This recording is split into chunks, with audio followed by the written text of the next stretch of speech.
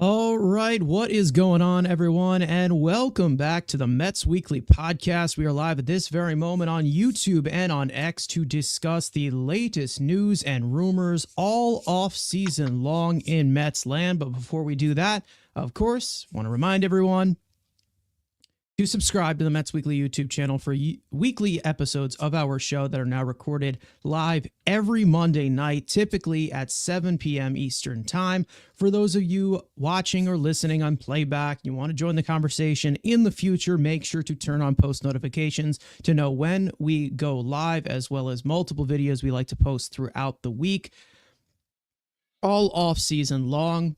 For those of you in the live chat right now, we love reading your comments, your questions, your concerns. And if you feel like you're being ignored, you aren't. You're just being starred throughout the show. We'll try to pull up as many as we can to keep the flow of the conversation going. Some may be saved for fewer questions at the end of the show.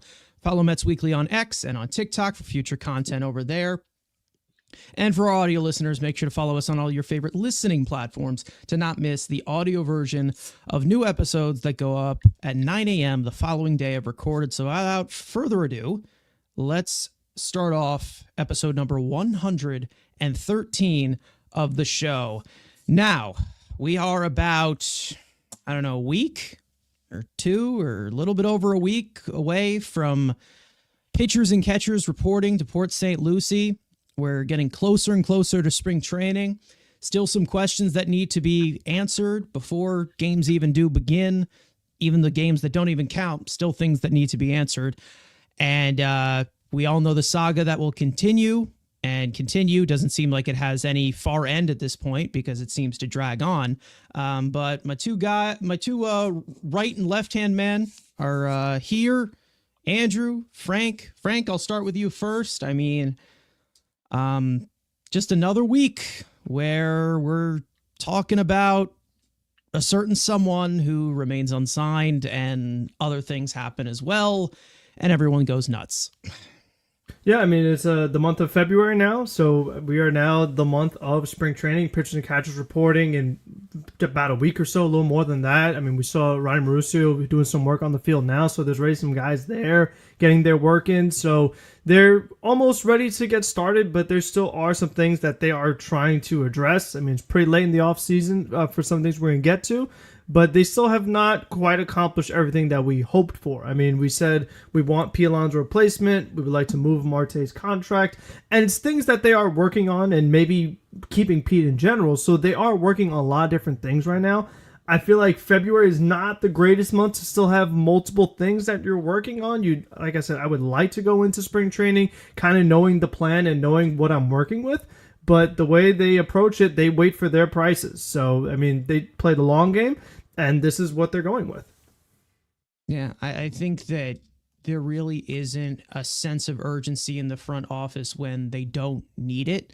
We have had drama throughout this entire offseason, and we all know that maybe it can be tiring, but I think that when you have from the bottom of what you're trying to create here, and you're only in year 2 of a regime with an actual legitimate front office guy, I think that, the patience makes sense. It gets frustrating if you're a fan of the team.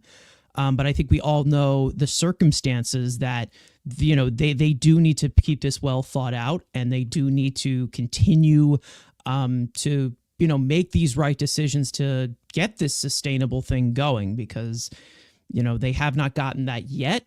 So it's a little bit of, lack of urgency and a little bit more specific of being a little bit more careful, not just because of past presence, but I think that it's just more of, they need to continue, to be a smart organization, and smart organizations do not overpay for first baseman going into their 30s. And if fans want to do it just to get it over with, it's just not how business works. Andrew, speaking of business and I don't even know where I'm going with that. What's up? How you doing? Yeah, again, another chaotic week in every other sport except baseball. Again, we still got a couple of guys out there. We're still waiting for this Tubby Walrus to come back. But again, we have in other sports, franchise-changing moves are happening, and hockey and baseball. Mid-Carter is going to main event WrestleMania. I mean, it's been a chaotic week, and Pete Alonso still hasn't signed. And guess what? And he ain't going to sign anytime soon.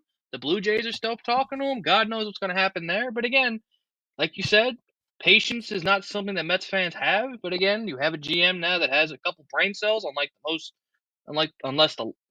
the last couple. So again, if you want to wait and get on a discount, hey, I'm all about discounts. I love getting good things for cheaper prices. So guess what, ladies and gentlemen? Just think about this. When you're trying to buy that car or a sandwich or a shirt, you wait it. You want to get a good deal on it. You don't want to overpay. If it's just a mediocre sandwich, you want to pay a mediocre price. You don't want to pay overpay for just something mediocre. I mean, I wouldn't say that he's mediocre or anything, but come on. Tubby Walrus, yeah. Listen, I have no control over what he says. Just don't take it 100% seriously. Okay, that's all I ask. Sorry, chunky polar bear. I got to be politically correct now. A chunky polar stop bear. digging the hole. Anyways, Duran coming in here. Darren Rivera as well in the chat. Madeline saying Pete now. I mean, we can't really control that. I don't know what to tell you.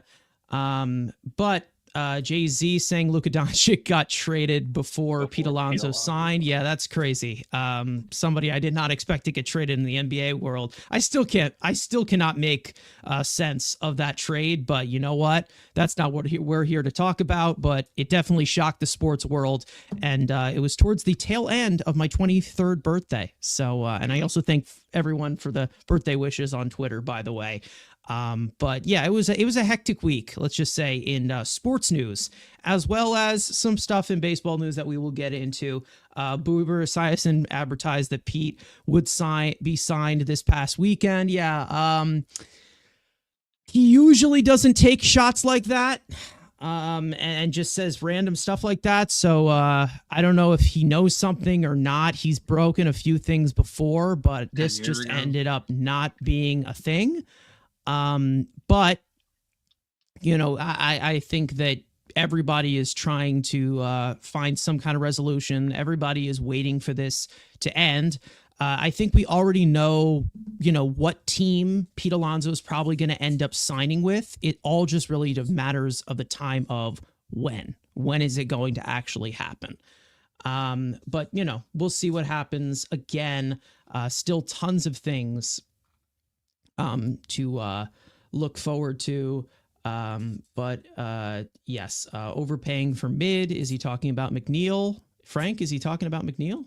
I don't know. Is he? He could be. I mean, I think he was talking about somebody else, but there's a lot of guys you can throw into that category. Yeah, I mean, there's some that we can say are overpaid, and that type of mindset of we have Steve Cohen's money, we might as well just spend it on Pete Alonso and overpay for it. There's just, you know, there's a thought of the fact that, you know, that type of mindset gets you into being the Angels and not the Dodgers. We've talked about this many, many times before. And, you know, considering the situation and the matter, I'm in full support of the Mets taking their time with this, because there's absolutely no reason, especially when you have nobody bidding against you. And we'll get into Pete Alonso deep into that in a second and some of the reports that we got. But before then, I actually want to begin and start everything off with a big announcement. Some of you may know already, if you follow the channel, follow us on Twitter, but the Mets Weekly Podcast officially has a 24/7 voicemail hotline for comments, questions, etc. That could be featured at the end of our show that we do every single week. All you have to do is dial 845-208-5677 and leave us a message, preferred under 2 to 3 minutes long. Please refrain from using offensive and derogatory language and keep it Mets related. All calls will be pre-screened for obvious reasons, of course. Numbers will be blocked if you violate these rules. It is a one-strike policy. Mets fans, we want to hear what you have to say. Give us your brutal, honest opinions, just like we do every week on our show. So send us a voicemail at 208-5677. And if you want to be featured at the end of our show, that is 845-208-5677. All right, so we will get into those later on in the show in case anybody wants to call in. We'll also get into some viewer questions as we usually do.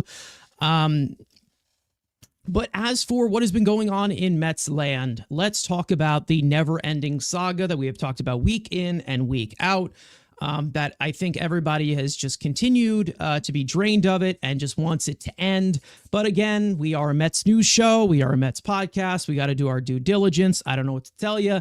And give you some of the quotes and some of the reports that we have heard recently. Now, last week we saw early on that publicly our owner Steve Cohen, something that we have not seen many times before in sports, be very, very public, very upfront, very transparent in the situation, talking about his displeasure for the negotiations in regarding Pete Alonso. Now, when it came to his negotiations, he was, to give the cliff notes, talking about how pretty much it's up to Pete, defending what David Stearns was saying. Definitely a very hostile, very passionate crowd of Mets fans at FanFest last Sunday, and for very good reason, of course. And when it came to Pete Alonso, there were some pieces of context where Steve Cohen said that Soto was a very tough negotiation, and Pete, along with Scott Boras, without mentioning his name, this is even worse. So it does say a lot of what the message that they have been sending to Pete Alonso and Scott Boras. And ever since then, we did get a report from John Heyman, one of the main sources of Boras clients, saying no more than 48 hours after publicly lamenting the seamless, endless saga, Cohen was back in conversation with Alonso's camp. The Mets are still in play for Pete Alonso, but money remains the obstacle, and a resolution for him isn't imminent at this time. Pete desperately wants to return to the Mets, while the Mets have no problem going in another direction if they can't close the gap in negotiations. We had some other stuff from Pat Ragazzo, who has been on fire this offseason with a lot of different reports coming out for the Mets and linking them to a lot of players. He said that the Mets are back in talks with Pete Alonso, and there is a belief that some progress has been made towards a reunion. The chances of Alonso returning to Queens appear to have risen since Saturday's public show and tell from Mets owner Steve Cohen about how exhausting the negotiations have been, pretty much reiterating what was heard from John Heyman 48 hours after that public display. As for other teams that are involved in it, we've heard the Blue Jays, we've heard the Angels. Bob Nightingale said that the Blue Jays have really been Alonso's only other serious suitor, and if Alonso really wanted to sign there or anywhere else on a short-term deal, it likely would have to have happened already. It seems almost inevitable that Alonso will return to the Mets. Like we said, we pretty much know that Alonso is most likely coming back to the Mets. We just don't know when. Pretty much every single report that we are seeing come out and unfold in regards to Alonso's market, we have said many, many times before, continuing to repeat ourselves. And speaking of repeating ourselves and continuing to go and just rambling on, Andrew, I will give the mic to you. He desperately wants to come back to the Mets. That's very, very interesting to me. I know I'm just kind of egging on a sleeping giant here, but very interesting. And let me tell you, in terms of the market, once again, I did not see this coming whatsoever. Yeah, again, it's all the same show and tell, and of course, he doesn't want to go to Toronto. Shocker! Nobody wants to go to Toronto. Surprise on Max. They got Max Scherzer yesterday, so you gotta love it. They're trying to compete, but again, it's to the point. The market is small. GMs are smarter. Nobody's gonna pay a one-tool athlete anymore. You're not gonna get term unless you are a 5-tool athlete, or unless you're 26-year-old and one of the greatest hitters in this sport, who can be, who has at least gives you a couple tools in the batter's box. So to the point of, again, we're exhausting every week, saying the same things. And again, we all know this is going to get down and probably going to happen. You know what? Probably on Valentine's Day, because Pete Alonso loves the Mets and loves Mets fans. Why not do it on Valentine's Day? There you go. Bring it back. And we still have 2 more weeks to talk about this guy for just being, and then he can come back and break all the records. So at this point, again, there's no market. It continues to be no market.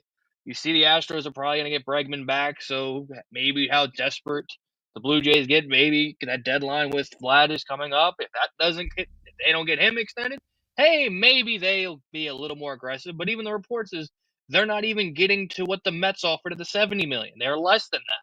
So again, Pete, what are you going to do? You are just pissing off Mets fans that you thought Francisco Lindor getting booed his first year back, that first slump after the stunt you've pulled this offseason, and we know how emotionally stable he is, just like his buddy Jeff McNeil. Get ready, Pete, because unless you come out the damn gates hitting 40 homers and go back to that 50 homer guy, that first little scutterbutt, you get ready for it. So at this point, it's a waiting game. He won't fire Boris. We saw the reports that other agencies have contacted Pete, and he's staying with Boris. You know what? Again, you reap what you sow. You turn down 158, you've turned down 70, maybe you've turned down 90. What more do you want in life? But guess what? You want to keep playing? I'll see you in mid-July after you play 2 months in Syracuse to get your spring training ready when you sign in in March at this point. Yeah, I mean, there are other pivots out there. They're not the level of Pete Alonso, but we talked about this last week where the Mets already replaced that production of Pete Alonso. All they need to do is fill in first base. So Pete Alonso is kind of just seen as, at current moments, again, not finished product. I get it. There's the Dodgers. There's other competition. He's seen as, okay, if you want to come back, you can come back, but we're not going to do this forever. Frank, I mean, what else can we do besides repeating ourselves, as Truman Quinn says in the chat here, and a few other different puns as well in terms of the Mets and Pete Alonso? I don't think there really is anything that we can do but just wait this thing out, because there really isn't anybody that's really willing to push us to that way. So it's really, again, I think what we've said, again, it's up to Pete, or it's up to Boris, or it's up to whatever. But, I'm just tired of talking about it. I'm just ready for a resolution, whether he's back with the Mets or not. Yeah, I mean, I think the only thing I'll add, what I'm curious about, we don't quite know yet, is has the Mets offer gotten better as the offseason has progressed? Like, have they put certain offers on the table? Boris and Alonso say no, and they say, okay, well, now we offer you this, and then they say no.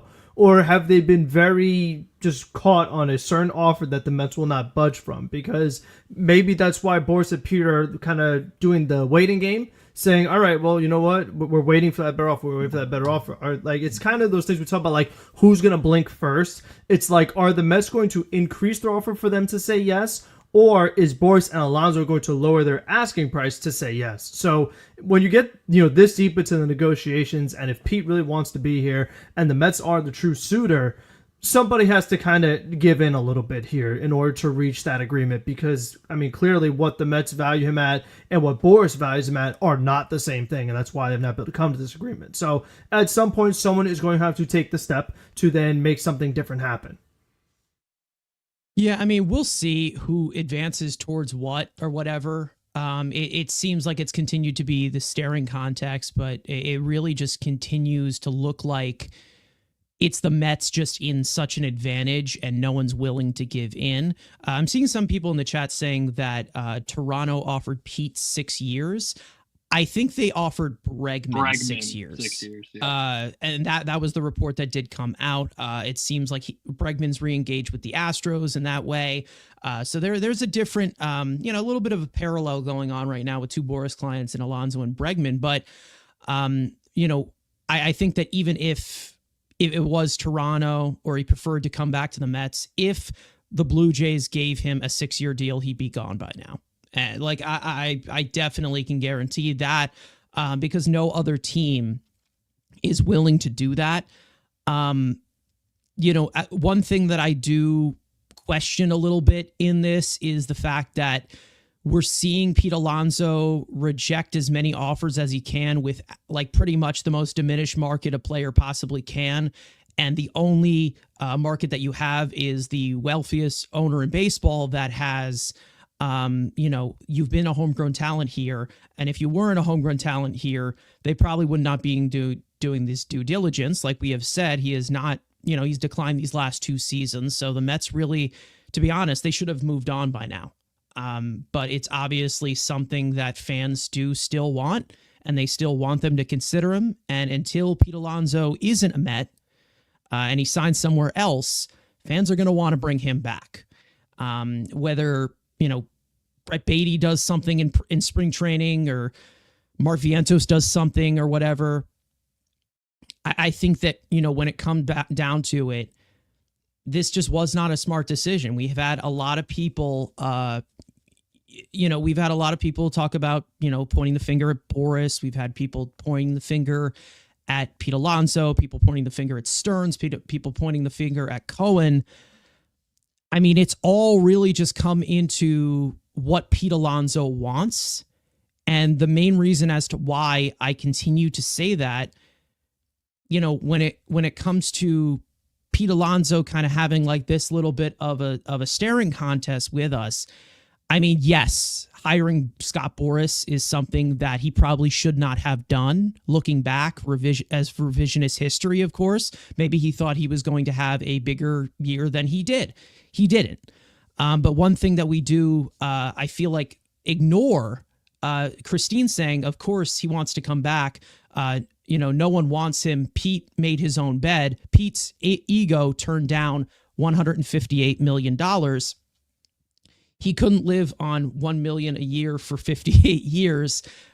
He shot himself in the foot. And we've talked about this many, many, many, many times as to where, he rejected that offer, that 7 years, $158 million. He rejected that before he hired Scott Boras. So it's not like Pete is, just getting bad advice here. Whether I'm seeing some stuff about how, Brandon Nimmo's the one to blame because he got, he recommended Boris to Pete Alonso or something. Pete Alonso chose to fire his old agent and hire Scott Boras. Because, again, the difference between Pete Alonso and Brandon Nimmo, you can't really blame Nimmo for Pete Alonso performing like shit. You can't do that. Again, that's like revisionist history that you're just continuing to try to look back on as to where, compared to Brandon Nimmo and Pete Alonso, Brandon Nimmo showed up in his walk year. Pete Alonso didn't. So that's a different story, right, Andrew? Because Brandon Nimmo, whether he had a rough season last year, he's him. He is him in those moments. The greatest homegrown Met of all time is going to go down as the greatest Met of all time. Well, who knows? But again, and also everyone's like, well, just because they paid Brandon Nimmo means, Pete Alonso has to make more than Brandon Nimmo. Brandon Nimmo actually had a market. No, this is the idiots. There's a thing called Brandon Nimmo had a market because teams actually wanted Brandon Nimmo in his walk year. He had Toronto, he had Cleveland, he had other teams involved. Pete Alonso has nobody. I'm not going to make that joke. He's all by himself. He's on an island by himself. Nobody wants to give that man a life jacket. The Mets are here. They have their offer. They're not going higher. They're not going any lower because, again, you're not going to bid against yourself. So if you want to sit on that island, strand and go hungry, good luck. Yeah. Now, Frank, there was one thing from last week that I think that we did miss, or maybe we didn't. We did see that there was like some kind of offer that, I don't know. Did we talk about this? I don't know. There was some offer that Toronto like had when there was reports about a deal being close with him in Toronto, that Pete Alonso was the one who basically nixed the offer. And there was somebody on a podcast. I don't know if this is true or not. It was just something that was floating around. It was like, over the last week where it seemed like they had a deal and Scott Boras agreed to those terms that they met for Pete Alonso, and Pete Alonso just kind of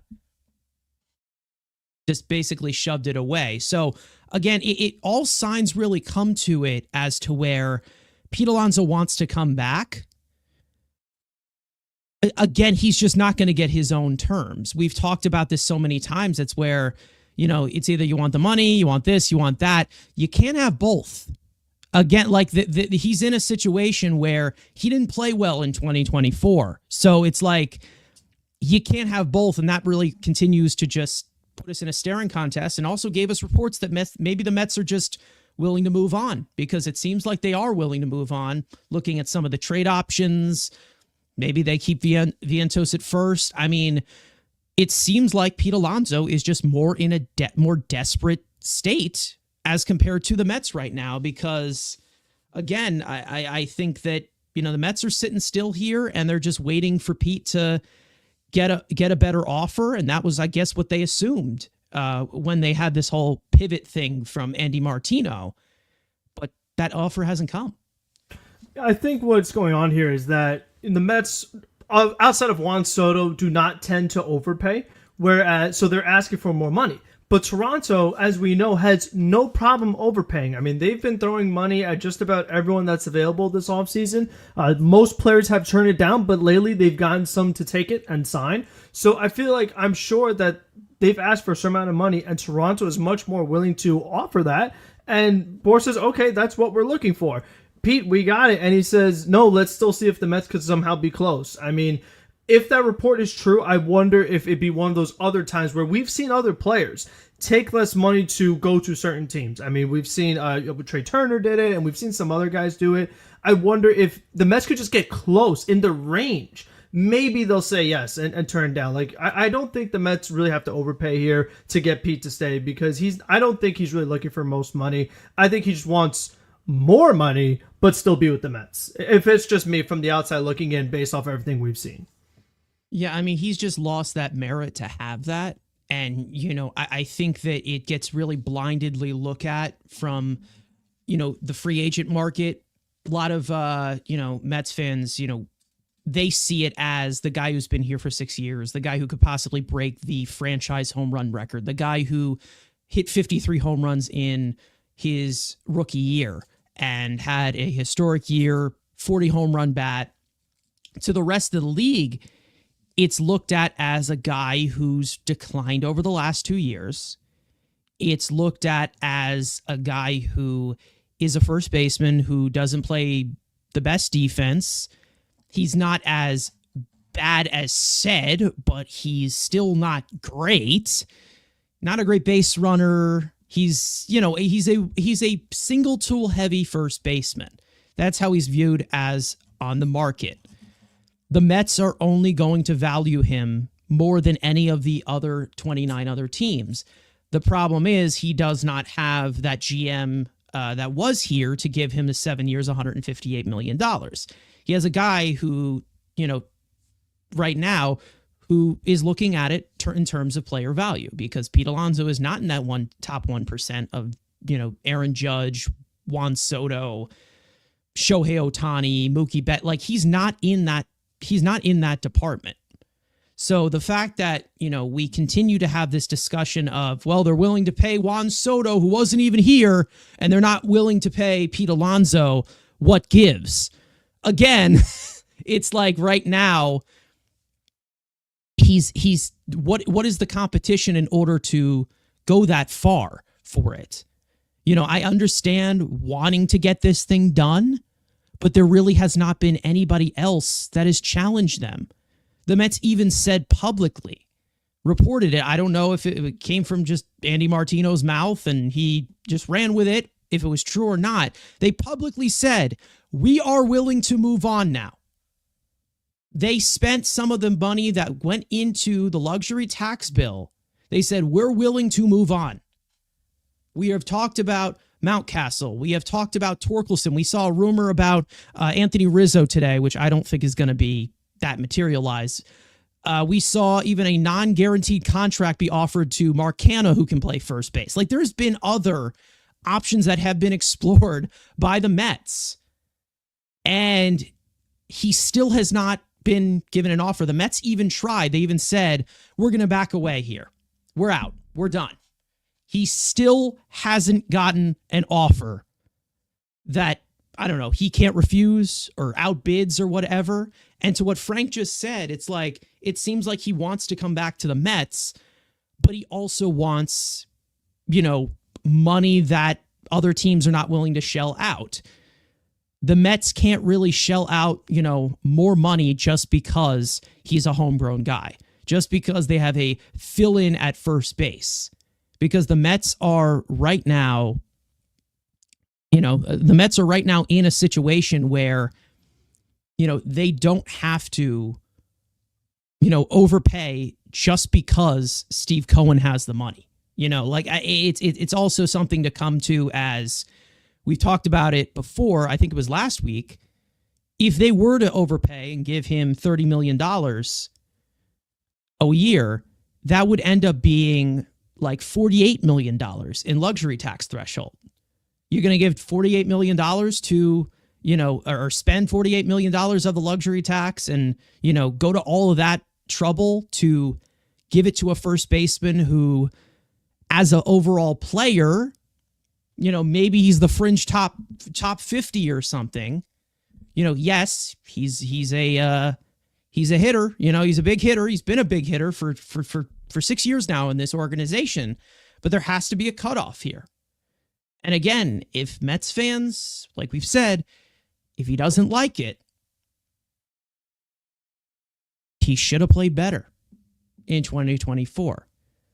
Anthony Santander is the exact same age as Pete Alonso. He got a 5-year deal. Why? Because he showed up in his walk year. Different position. I know maybe he can play, maybe he can play first base or whatever. Comparable at least.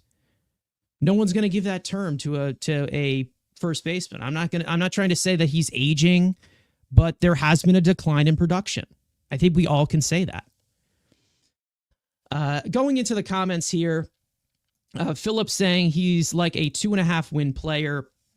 I do not think that they are very much worse going into the season without him. And listen, this is the thing. I think overall, when you look at the lineup as a whole, maybe it is a little bit top heavy as of right now. And you don't want Brett Beatty in the lineup. I don't want Brett Beatty in the lineup. But the thing is that the Mets have gotten into these situations where they're overpaying for guys for what they could possibly offer going forward. The Mets have to kind of look at this from the angle of, okay, well, what is he going to do going forward for us? How are we going to pay for this upside? What is what he has earned, or what is what? Again, there's a look of it as to where, can the Mets actually find a way of common ground here, which most likely will look like an overpay. But Brian coming in here, I don't know if I said that right, saying Brett Beatty sucks. We all know it. That's not a good backup plan. Of course, I think we've all talked about it, of how the Mets do need to add in another bat to this lineup, whether it is Pete Alonso or whether it is somebody else. But I think that this weighed out with it. I also think that, somebody said in the chat, I don't know who it was, but they said, Pete is already on thin ice right now with the team. And again, like Andrew just said a few minutes ago, saying, if Pete Alonso, were to struggle like he did in 2025, if he comes back after everything that has been pulled in this offseason, the stunts that have been pulled, after all of this, he wants to come back, but it seems like he doesn't want to sign a contract, and it's just a staring contest. And it seems like he was holding up a lot of this offseason, depending on the time that you're talking about it, depending on the timeline before they signed Winker, Minter, or even brought back Stanek, which we'll get into Stanek in a second. I really don't know how many times that we can say that it's really just up to Pete Alonso. Like, what does he want to do at this point? Because the Mets are willing to move on. They've said that they're willing to move on. And at some point, you're going to have to do something. I don't know if that's going to end up being a trade. I don't know if that's just going to have Brett Beatty in the lineup and they address it at the deadline.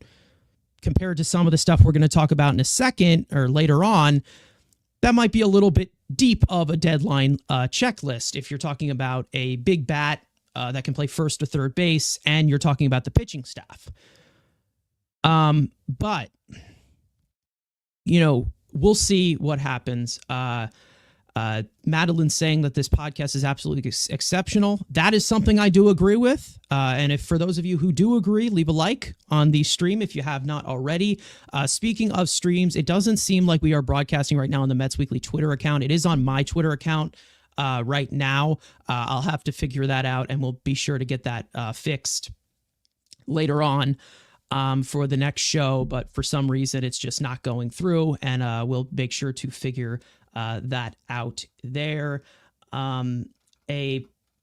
One point that we did have from our good friend Ibby from Till Mets Do Us Part, saying that this is going to last into spring training in hopes that a team suffers an injury, ups and downs, and it ups the price tag. Boris is stubborn, and he is going to go that route. It's very, very possible that that does happen because we've seen it happen before as to how these guys kind of hold out the way that they do. And I feel like eventually these tricks and these types of things, even though there's a track record beyond Scott Boras, front offices are just getting smarter in this regard. And there's some that aren't desperate, some that are. And then the ones that are desperate doesn't seem like a real attractive place. And it seems like Toronto, the only competition right now, seems like their priority is probably locking down Vladimir Guerrero Jr., like we've said. Because like right now, when it comes to Pete Alonso, unless he matches his 2019 season, the Mets will probably end up moving on after a year anyway. So it's not like, it's not like he is 100% in this future plans because he's been here for 6 years. I think that, there's some Mets fans out there that, are just ready to let him walk. They're ready to let him do that. He's still an option out there, and that's the reason as to why we are still talking about it. If his market hasn't been so poor, we probably would be moving on by now. But again, it's just continues to be one of those things. How Mets fans can have any sympathy for Pete is beyond me. It's just insanity. And that's the thing. It's not even just something of like telling fans how to fan or telling fans how to do this or telling fans how to do that or criticizing fans. It's the fact that, how I view it, and I know Andrew kind of views it like this. It's like, I don't know Pete personally. He doesn't know me personally. So it's not like, it's not like I need to be, fully emotionally attached to this whole situation. Because again, Pete Alonso, no matter what, if he does play next year, and he most likely will because he's not hurt like Conforto was, if he ends up playing or if he ends up going in 2025, he's going to get his money. He's going to get the top 1% money that ball players get that every typical person dreams of. Again, and that's the main reason as to why business shouldn't be personal. I understand the personal attachment to it. He's a homegrown guy. People look up to him and whatever. But you just never know. You just never know. Now, as for other things in the lineup, we had Christine say, didn't Iglesias bat over 300? Why aren't we signing him as a utility player? We did sign Nick Madrigal to a split deal, 1 year, $1.5 million. It seems like there is still an opening for Iglesias to come back. He's also a Boris client. For those of you who did not know, he actually signed with Boris in the offseason, which, to be honest, to capitalize on what he's been marketing this last year since coming back into the big leagues, go ahead and get that bag, King. I mean, come on. But I would love to have Iglesias back. I think he would be a great presence. Again, I understand if they don't bring him back because, again, catching lightning in a bottle, you just let it go. I understand that. And listen, I'm not happy with Nick Madrigal either. Man, isn't everybody excited about that signing? No. In fact, Nick Madrigal is probably one of my least favorite players in all of baseball.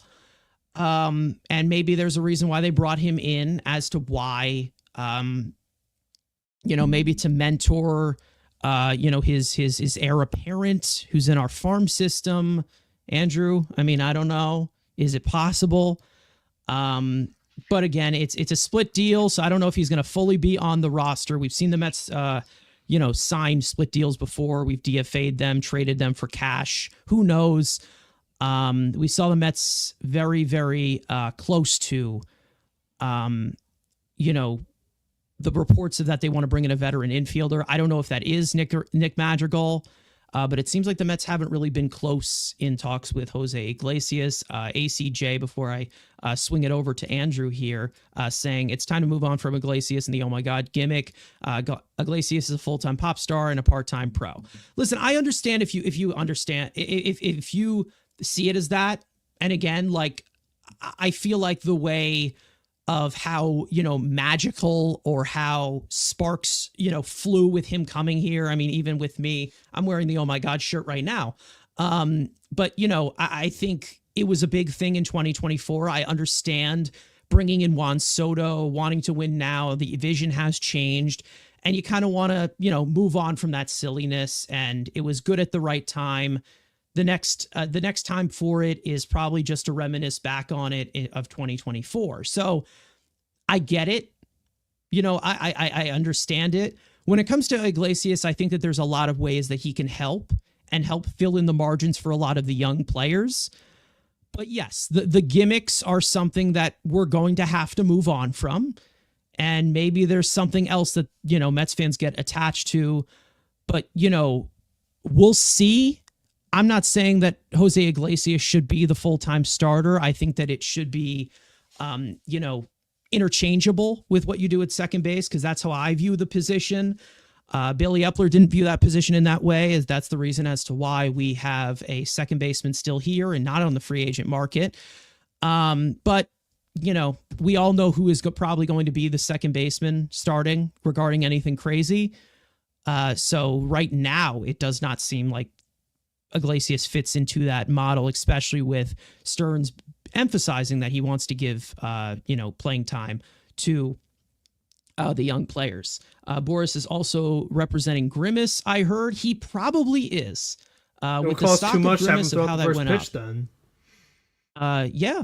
I mean, literally, I think that there's definitely a market there. I mean, he was at the Baseball Writers Association dinner, I think, like last week. I mean, he's a big part of it. I think it all just went by in a blank. Roster is full for Iglesias. I mean, it's currently at 40 right now, right? But there's some guys on there. They had to DFA Covey for Stanek we talked about, so it's pretty full. Yeah. But there are guys that are replaceable. I mean, there's not like, our 40's full, no one else we get. Like there are certain guys you definitely could exchange. Like that. He's on thin ice. I mean, even I agree with that. I mean, the Mets, like, if they keep Acuna, like, he's an option. And if Madrigal, I like, listen, as bad as McNeil was, even last year, he's still better than Madrigal. Like, Madrigal is not taking his job. Acuna is the one that would give him actual competition. If healthy and does what he's supposed to, maybe Jet could. It's basically just like two cheeks of the same ass at this current moment. I feel like McNeil will bounce back. Well, he's going to have to keep his job at this current moment. But we'll see what happens. As for some other guys in the lineup, why do we talk so little about Ronnie Mauricio? I'd like him to get a chance instead of falling back on Beatty with a nice vomit emoji, which I definitely agree. The only thing that's going on with Ronnie Mauricio right now is we don't know what his health status is. We don't know if he's going to be willing to do that. They're basically taking it slow. He had ACL surgery after hurting himself and sustaining the injury in the Dominican Winter League last year. And it's been a slow process for him. So that's probably the main reason as to why it is so slow down in that way. I would love for Ronnie Mauricio to be a big contributor. Maybe he gets some reps in spring. I don't know. Most likely he's going to start off in AAA, which kind of sucks. But they're going to have to ramp him up in that way. Rosie saying, I don't think Mauricio will be ready. Possibly. But we'll see. Baby Huey, is he talking about Jeff? I don't know. I don't know if it's Jeff or Pete. I don't know. Timothy, you might want to, but I like that nickname, Baby Huey. I don't know who you're talking about. He's saying he's got to go. He is so jealous over Soto being the talk of the town. He is purposely causing problems. Oh, I think he's talking about Pete. When everyone should be excited about the upcoming season, Alonso is okay. So there you go. That he's talking about Pete in that way. Listen, I think that the Mets have been willing to move on. With him still being available. Okay, so he does mean Pete. Okay, so you never know what happens. But if they keep continuing to come back to us, it's not like they're going to completely hang up the phone, right? They won't hang up the phone because he's a homegrown guy, right, Andrew? He's homegrown. He's I'm just telling you, it's just, yeah. Again, you got to keep every homegrown player instead of getting upgraded. It's not like the Dodgers' literal 3 best players were guys they drafted and developed. Oh wait, they signed Shohei Ohtani, signed Freddie Freeman, traded for Mookie Betts, signed Teoscar Hernandez. It's almost like that homegrown bullshit means nothing. Their only homegrown player were their secondary, Will Smith, in that thing. So the fact that we have people being like, "Oh, I'd rather have Pete Alonso than Vladimir Guerrero Jr." Y'all are a bunch of idiots. I mean, if you're talking about this simply from comparison, Vlad's better than Pete. We know that he is. So if he is available, the Mets are going to go for it. I understand not wanting to take it for granted of somebody who can play in New York. He's your homegrown guy, but again, what else can you do? He's continuing to reject all of these offers. We're still sitting right now, February 3rd, 2025, about a week or week and a half away from pitchers and catchers reporting, still no deal done. So if there are other offers out there, then it must be some, magical offer that has been made up in his head or, he invented on MLB The Show. I don't know. But at this point, I don't really know what to say. It's all really, the ball is in the Mets court. And Pete Alonso is, out there fighting for himself right now. Richard Zucker saying Iglesias was the right place at the right time. Absolutely. Jay-Z say, I feel like acquiring. No, wait, there was another one. Wrong one. I'll get to that one later. I'll star that one later because that is a later on topic. Fath saying, I feel bad for Iglesias. His music career is nothing without Mets fans in the MLB. Listen, I think in 2024, Iglesias had the time of his life. I think that he'll always be, thankful for Mets fans and all of that. Obviously, with the Mets being the platform that they are, it being as broadcasted as it was. But, it really was a breath of fresh air, especially when he came up. With the Mets being as down in the dumps as they were, how great that he did play.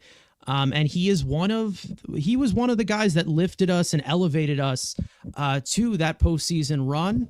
There's other things that need to be, put in within the mix. I'm not going to be completely upset that we let go of a role player that fills in the margins, because there's definitely other guys that they can replace that with. They have young players as well. We'll see if they pan out in that way.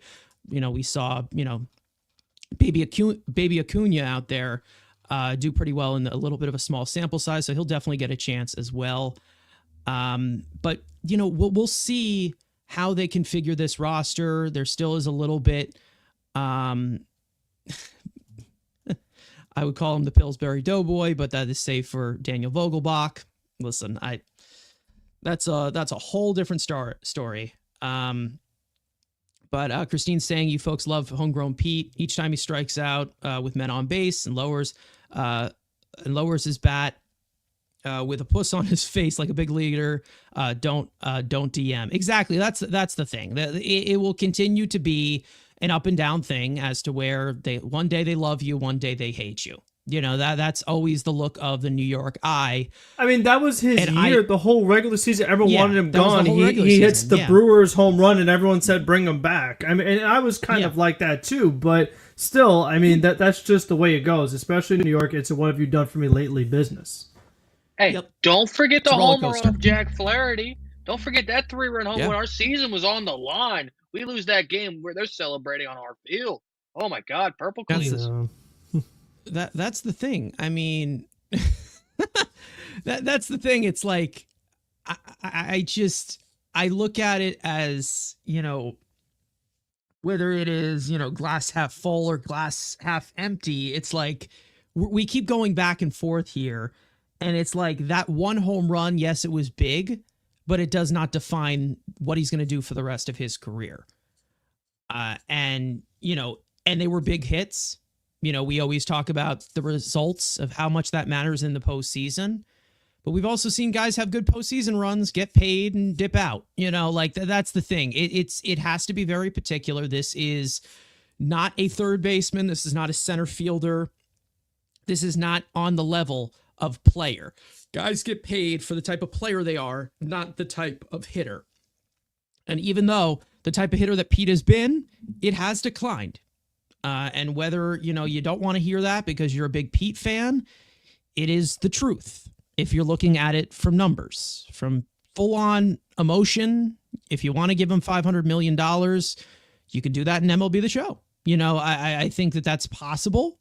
You know, there's mods you can put in there. Maybe MLB The Show will call you stupid in that way, to be honest. Who knows? But again, there's nothing really that you can do. It's all really up to Pete. Because if he wants to be a Met so badly, and he only wants to come back to the Mets, at some point he's going to have to agree to a deal because the Mets are going to have to just move on at one point. You just never know. Anyways, I'm sick of Pete choking in critical situations. This was all year in 2024, and we finally saw him break through in that at the right time. You know, we'll see what happens. But you never know. But as for guys who are here now and guys who have come back and reunions that we have had this offseason, we've brought back a few guys from this 2024 team, and we added yet another that we did acquire at the trade deadline and was a huge part to the Mets postseason run. And that being Ryne Stanek. Ryne Stanek is back with the Mets on a 1-year, $4.5 million contract to deepen the Mets bullpen even more. We all know that Ryne Stanek, even though there is a few flaws, maybe he loses the strike zone a little bit, he can be a little wild. He is a stuff demon. Throws hard, ridiculous breaking stuff, gets lots of swings and misses, big high leverage arm. Adding him back, the gas tank is reloaded. Now, if you were to look at the Mets overall bullpen depth chart, it's definitely deep in options, lots of flexibility right now. And we all knew that the Mets had a little bit of a struggle with the bullpen of who they actually could trust in some of these situations. We had quite a few blowups in that regard. We had, guys get hurt, such as Brooks Raley, Danel Nunez, who is on that list. We know that Edwin Diaz had some inconsistencies. You know, Ryne Stanek, when he got here, it wasn't, that superb, but then he started to kick it into gear down the final stretch of the season.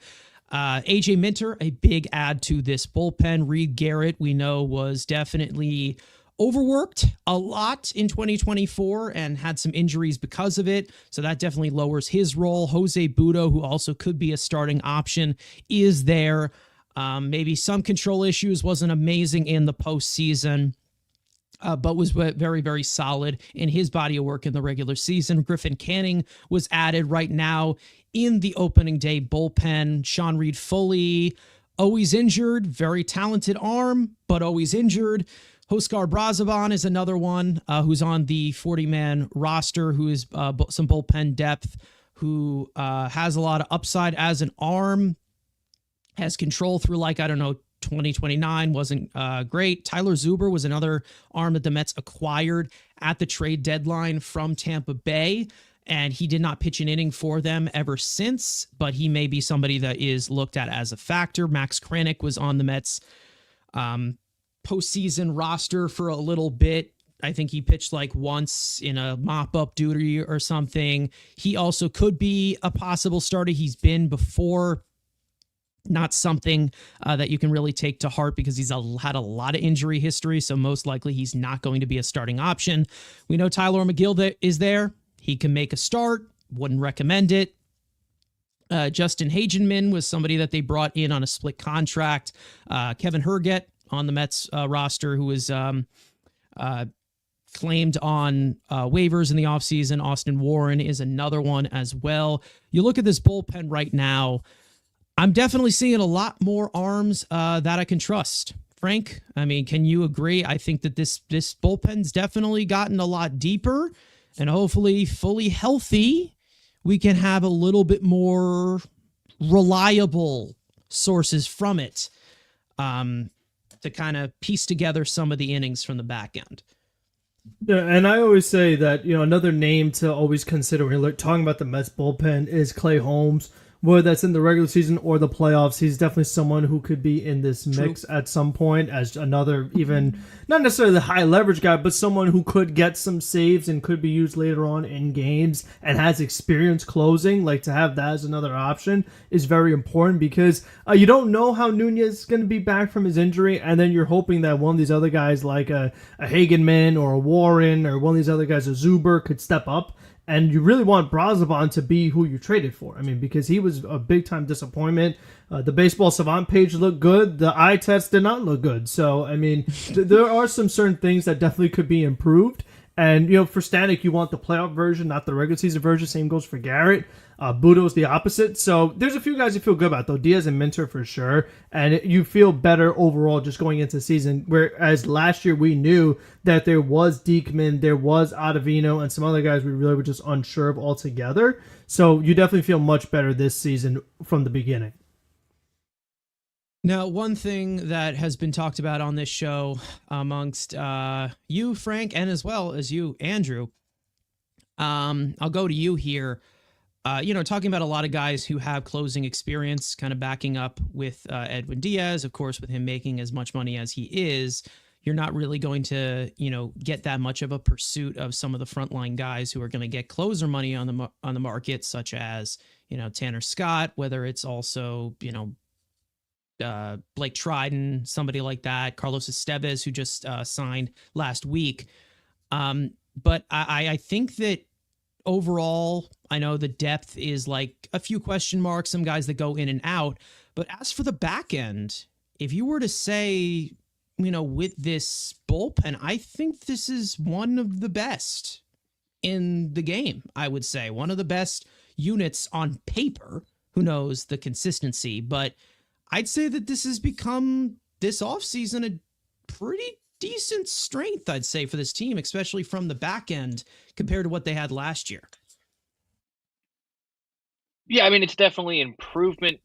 One of the best in baseball. I think that might be a stretch, but definitely a more comfortable. One of, not the best. Again, there'll probably be a few teams. But again, besides the point, again, in the upper echelon, you want to say the top third of the team of baseball? Yeah, definitely. But it's too, you feel more confident because, yes, Reed Garrett had that breakout last year. And you see Danel Nunez, two guys that none of us knew who the hell they were, majority of us, last offseason. Name took the strides. You know that David Stearns is going to find guys. And hell, there could be more minor league free agents or minor league deals in spring training invites that potentially could be done and still be done before spring training. So I think you definitely feel a lot more confident because you have a better back end. You bring Stanek back to lower Garrett and Nunez again.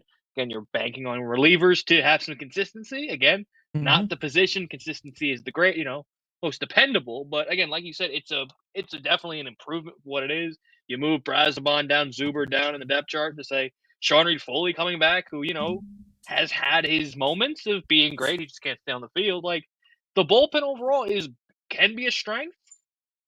Again, we'll see if there's any other more, minor league deals that can be made. But I mean, it's definitely I think it's more trust dependable than the rotation. You could say on paper, I think more fans would say they'd be a little more confident in the bullpen than they are in a rotation. But again, it's still a strength, and it's good to see, that David Stearns just knows what he's doing in the bullpen, and you can trust those guys.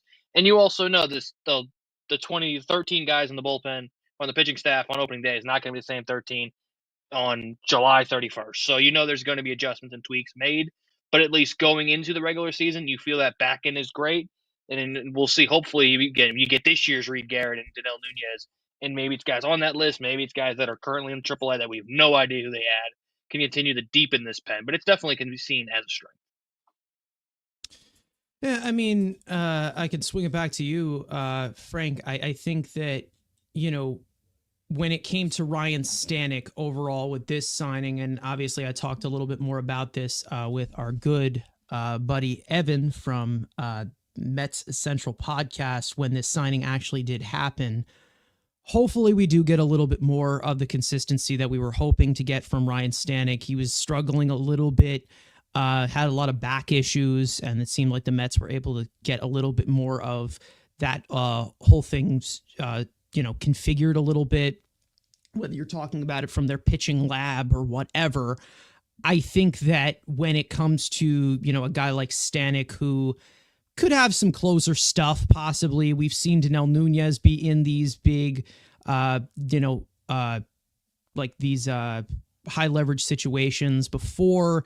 Relievers can be so finicky because then there could be possibly somebody on that list that I just showed in the back end who does not pitch well and ends up getting DFA'd. Like we don't know if there's a part of this, but would you say that this is definitely more of a strength to this team as compared to, maybe some other things that you see in departments on the team? I think that it got deeper from the back end, and for most importantly, in my opinion, gave you a little bit more of a pillow for Edwin Diaz to get a little bit more rest as well, depending on you have, the injury recovery as a factor or him just trying to get right.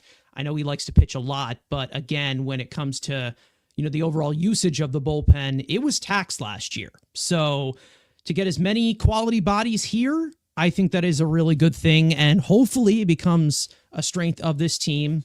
We know about the whole thing with the rotation, but some guys that can give you length, some guys that can lock things down, some guys with closing experience. I think that they've done a really good job here in regards to the bullpen so far for this pitching staff to complement it down the stretch.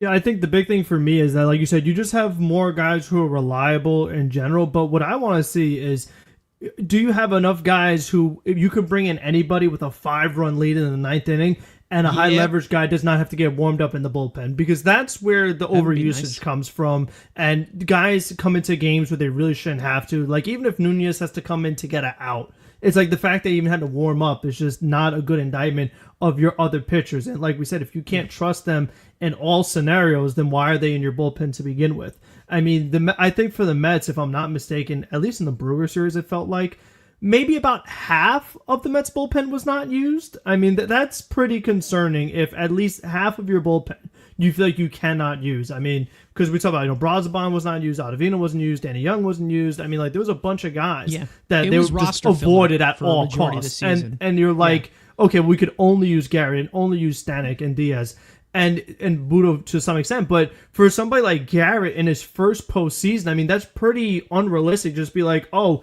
here's like this new workload and we're counting on you to kind of bail us out here in the middle of the game. Like, that's not the way that he's supposed to be used. I mean, I've looked at his numbers, and I mentioned it like during the regular season, but he's someone in particular who is so much better the more rest he gets. If you work a Reed Garrett back-to-back games, he really loses that effectiveness, and we saw the injuries he had this season. So if they're just able to use their guys in a much different way and keep them more fresh, it's not going to make them better, but they're going to have less injuries in general if they're not overworking certain guys.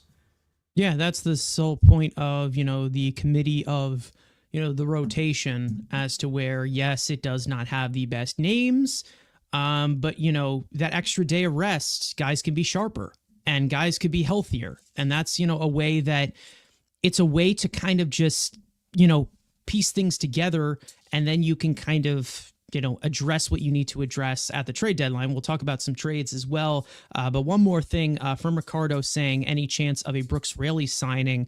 Brooks Raley underwent Tommy John surgery early in the season last year. Most likely will be back in the middle of the season if he is healthy. I would love to bring him back and maybe wait for him a little bit and maybe replace somebody on the 40-man roster. But, we'll see. I think that there is a need for another lefty or another, bullpen arm. We'll see if that is like Tim Hill, who they've been attached to. We'll see if they go for that. They're still in the market for that. Because I don't want to see Danny Young just because he's out of options or something that he's on this team. They do have some relievers that are out of options. Will probably get the first crack. You'd never know. But some spring performances may make them change their mind. And, you never know. We did not expect somebody like Zach Short to be on the opening day roster. We did not expect, some of these,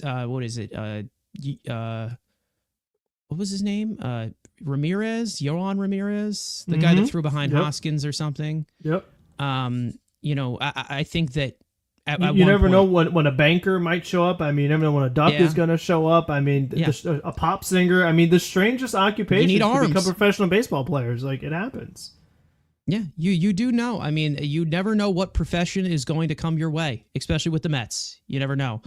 But I think that, it is... it's going, he signed with the Nationals, Jorge Lopez. And then also, I don't think that's going to happen. I think that he kind of burned the bridge there. I don't think that's going to happen. Did we get rid of Phil Maton? We did get rid of Phil Maton. His option was declined. He is unsigned. So you never know. He might come back and haunt us and haunt our dreams. But there are some guys that they have been attached to. They're still, being opportunistic in that way because, there's always a way to deepen the team. But, we've talked about it throughout a 162 game season, and this is going to be something that we will get into as well in regards to these other trade rumors for starting pitchers. You need arms. You need arms throughout the entire year. You can never have enough pitching. It is the most injured position known to man. Putting all your chips in one basket, you just never know. You take that risk with everyone, no matter what you're giving to them. So you might as well continue to be flexible and have that. Did Tim Hill sign? If not, what is he worth? He has not signed yet. It seems like the Yankees are interested in bringing him back. Speaking of pitchers, the Yankees actually did sign Carlos Carrasco earlier today. That was their revenge for us taking Soto. Very upset about that. Tim Hill did not sign. Seems like the Yankees are attached to him. Some other teams as well. The Mets have been attached to him. On this market, probably it's like $3 million, $4 million, something like that. I don't know, because again, he's kind of looked at as a middle relief type of guy. He's not going to be a back-end closer type, kind of somebody who can fill in some of the holes as well. You just never know. What's our payroll right now? It is on the left side of the screen. Right now, payroll plus tax is $326.13 million overall. They are in the cusp of the third luxury tax at this moment. And, we're getting very, very close to pitchers and catchers reporting. Now, speaking of pitchers, not catchers, pitchers, there were some rumors that came out about the trade market because right now the Padres are in a situation where they need to offload payroll. They are right now in a situation where the ownership has some disputes internally and they have some contracts tied in.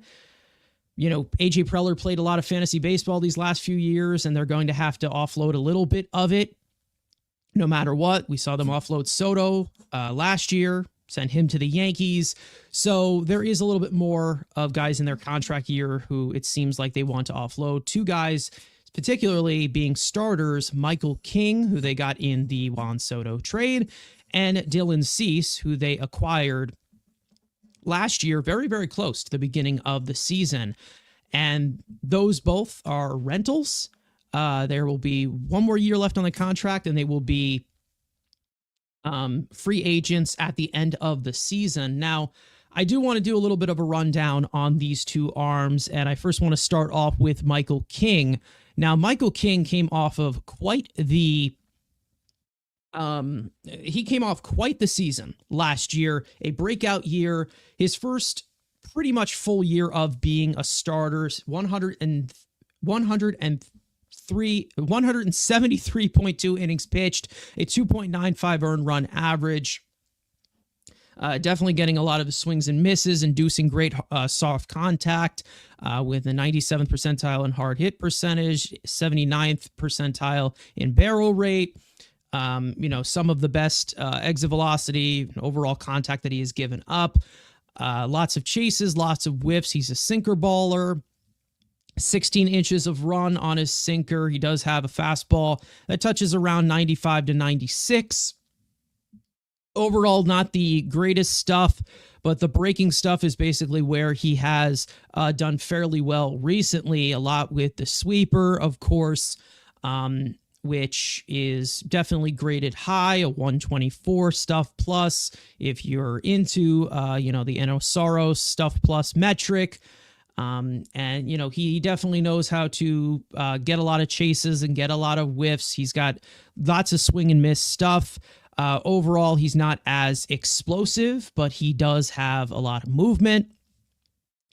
And that means that he's definitely able to expand the zone fairly well, get outs, and also continue to go deep into games, which there was a little bit of a concern with him early on in his career when he was with the Yankees, got hurt a lot.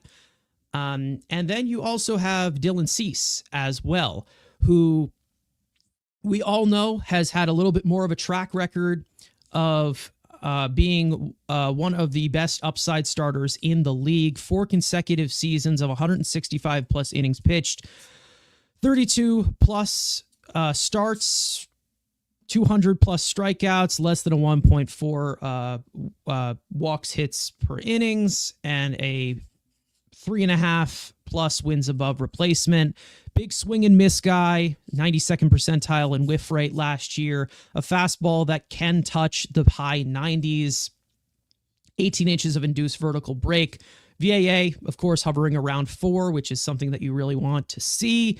One of the best sliders in all of the game. Lots of spin on it.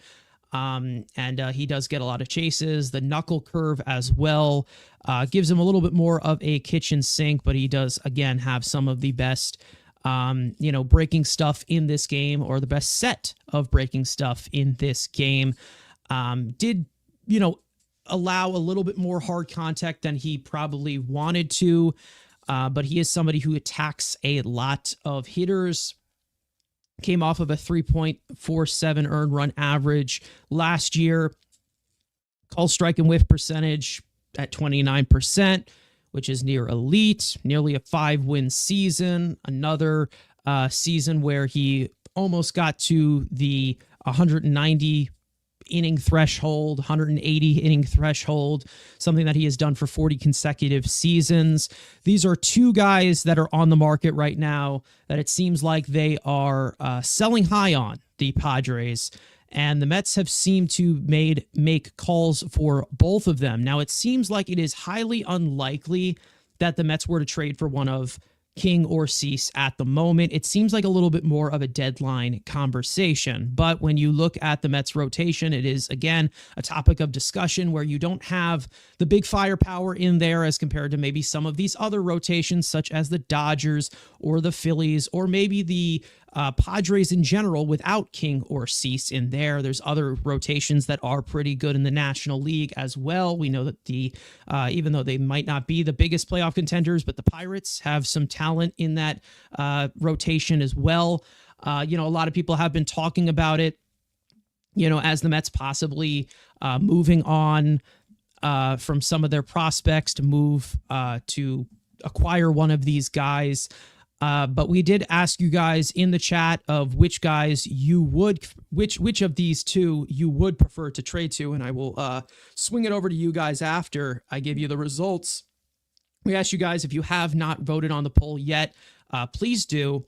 I asked which Padres starter with 1 year of control would you rather trade for. 34% of you are saying Dylan Cease. 34% of you are saying Michael King. 22% of you are saying doesn't matter, just land one of them.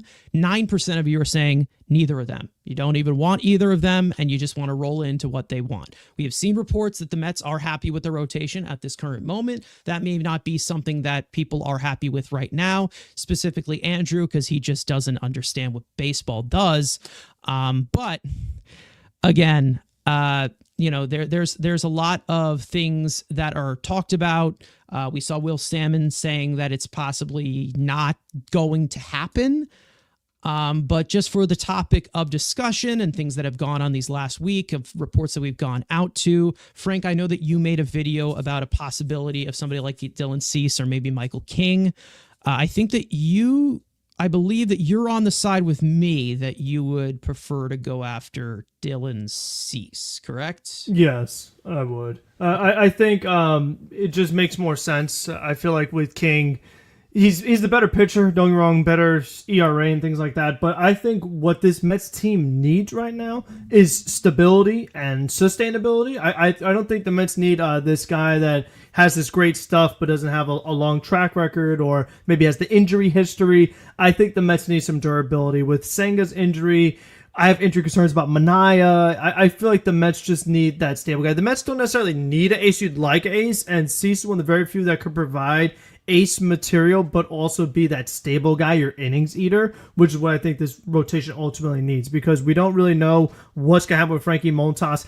Did Pearson could be back to not being reliable. Like, a lot of things could happen with this rotation. It's one of the rotations where it could go good or it could go bad or a little bit of both with some of the pitchers in there. Like, there's not a lot of guarantees in there either way. Cease would actually provide a guarantee. Yeah, I think that they've kind of, they're poking around at the trade market right now, but there is, some talk of maybe they do add, because there are some question marks here. You never know. Maybe they go a little bit more of the 6-man rotation. These two, of course, in a contract year, maybe they would probably want to pitch every 5 days. Some people are saying get both of them. I don't see that happening. If, the Mets were to offload, I don't know, their entire top 10, maybe that possibly could happen considering what the price is. The price probably will lower as you get to the trade deadline, which I think is what it's going to look like. But speaking of the prospects, the prospect guy being Andrew, it seems like when it comes to Dylan Cease, we got this report from Pat Ragazzo about a few hours ago saying that the Padres are asking teams for at least 3 top 25 prospects for the 29-year-old Cease. King is expected to draw a lesser package, which I personally believe, because again, I think that Cease is a better option. I understand the ERA was lower for King, but I think that Cease has a lot more to offer given upside. It's a better fit here. This whole situation here, I know, Andrew, you need an ace because good player makes good baseball team. But what are your looks of this trade market? Do you think that there's something that does get they swing something later, or is this more of a deadline discussion? But also, Cease or King is also something that you can answer as well. I'm in the group that I don't care. I'll take either one. I think this needs to happen. I'm going to retort this deadline notion, because if the Padres are good, they're not trading them. Like, that's the kind of problem you run into. If let's say the Padres, you get to the deadline, are the number 2 wildcard team, they're not trading them. So this is this needs to be done by opening day type discussion, or they'll just lose them for they'll just let them walk. Unless, again, we know the ownership problems or financials we've seen, but the fact that, one, they're setting that price at 3 of your 25, meaning they're okay with them going into the season, but you have to blow us away. If you blow us away, then we'll trade. So it's to the point of, I don't think if they're good, they're not trading them. So it's to the point. I don't think the deadline thing. Yes, could the Padres implode, and then that's a different discussion. But the Padres still look relatively decent on paper. We've seen them underperform before. Is basically yes, and that's the other thing. That is very true. They have done it, but yeah, they still have a decent team on paper. Even losing a few guys, they still look decent. And especially, they can beat up on some teams in the NL Central, even though they could be a punching bag in the NL West. But and they still have a decent, obviously, really good rotation. They keep the two guys. You still got Nando. You still got Cronenworth. You still got Machado. So on paper, they are. So there is a risk. Is if you're not going to pay the prospect capital now, so the Padres are good. That's not an option at the deadline. The other thing, which has been the new trend, is let's just push it. And I love that Andrew Friedman said it because he realizes the last couple deadlines. The deadline, you're no longer going to get rentals for nothing. Have we not realized the last 2 years? Get your shit done now so you don't have to overpay then. Because we've seen freaking Trevor Rogers for Connor Norby and Kyle Stowers. This is what the market has been. Jason Adam in the reliever market. That has become ridiculous. The Kikuchi deal. There was a lot there, and he doesn't even stay with that team. Yes. And that's what I'm so sick. And I know you said it, but the way Andrew Friedman said it when they signed Tanner Scott, which was so fucking true. The notion of, we can get him cheaper at the deadline. Probably not. The way the last couple market, and if this market continues to go, that it's always going to be a seller's market now.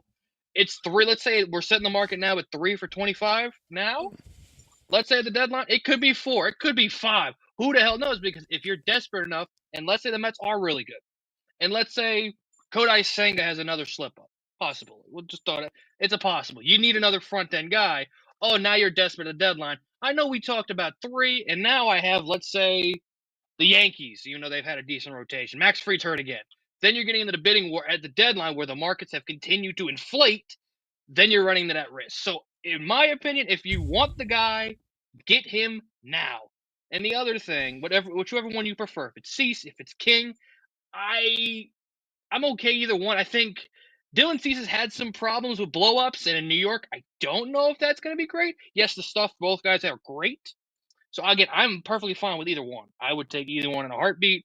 If King's cheaper, I maybe would prefer to go the cheaper route. But, hey, if Dylan Cease is, let's say it's 2 prospects, 3, I'll rather just give the extra 3rd prospect to get Cease. If you're telling me it's just 1 top 10 and then Jose Budo for King, or let's say it's Gilbert, Tidwell, and throw another guy in there, Acuna for Cease.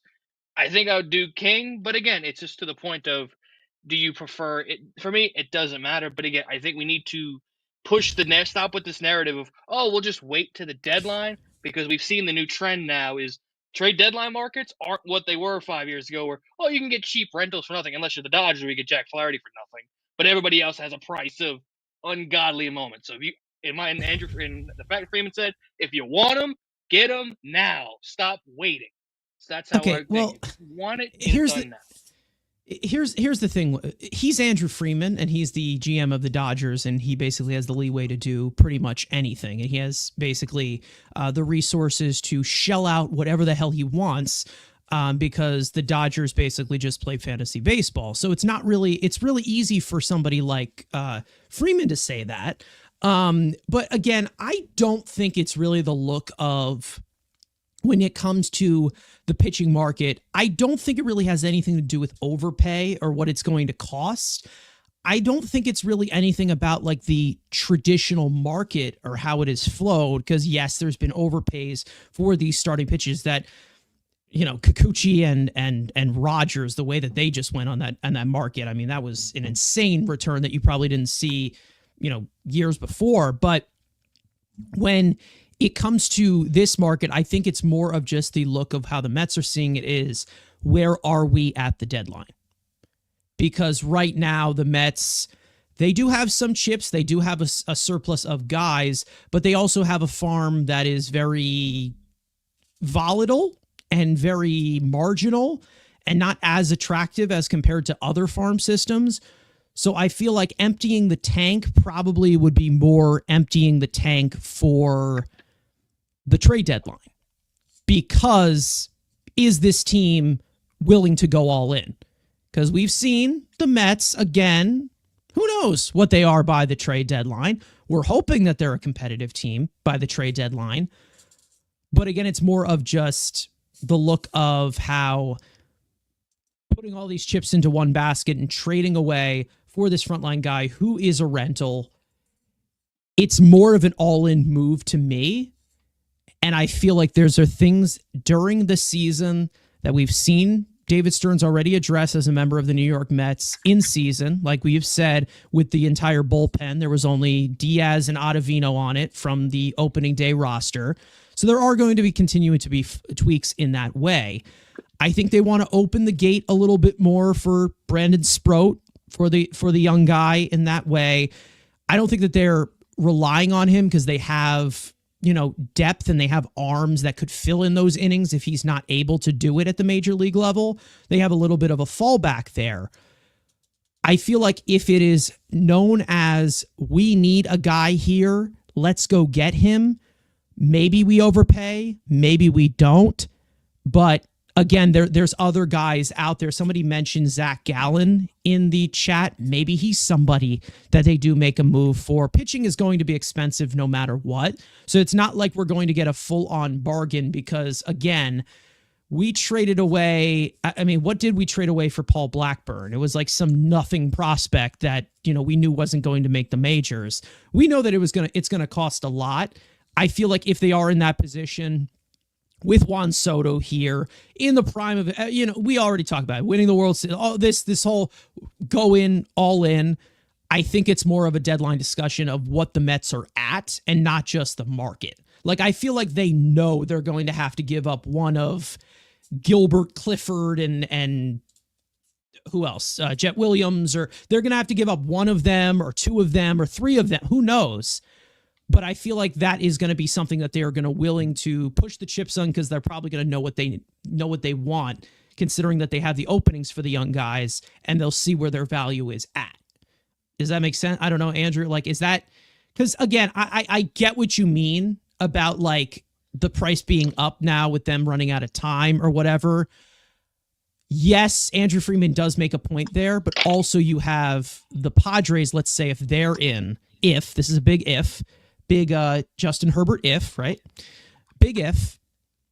Let's say they're, falling off and they're underperforming.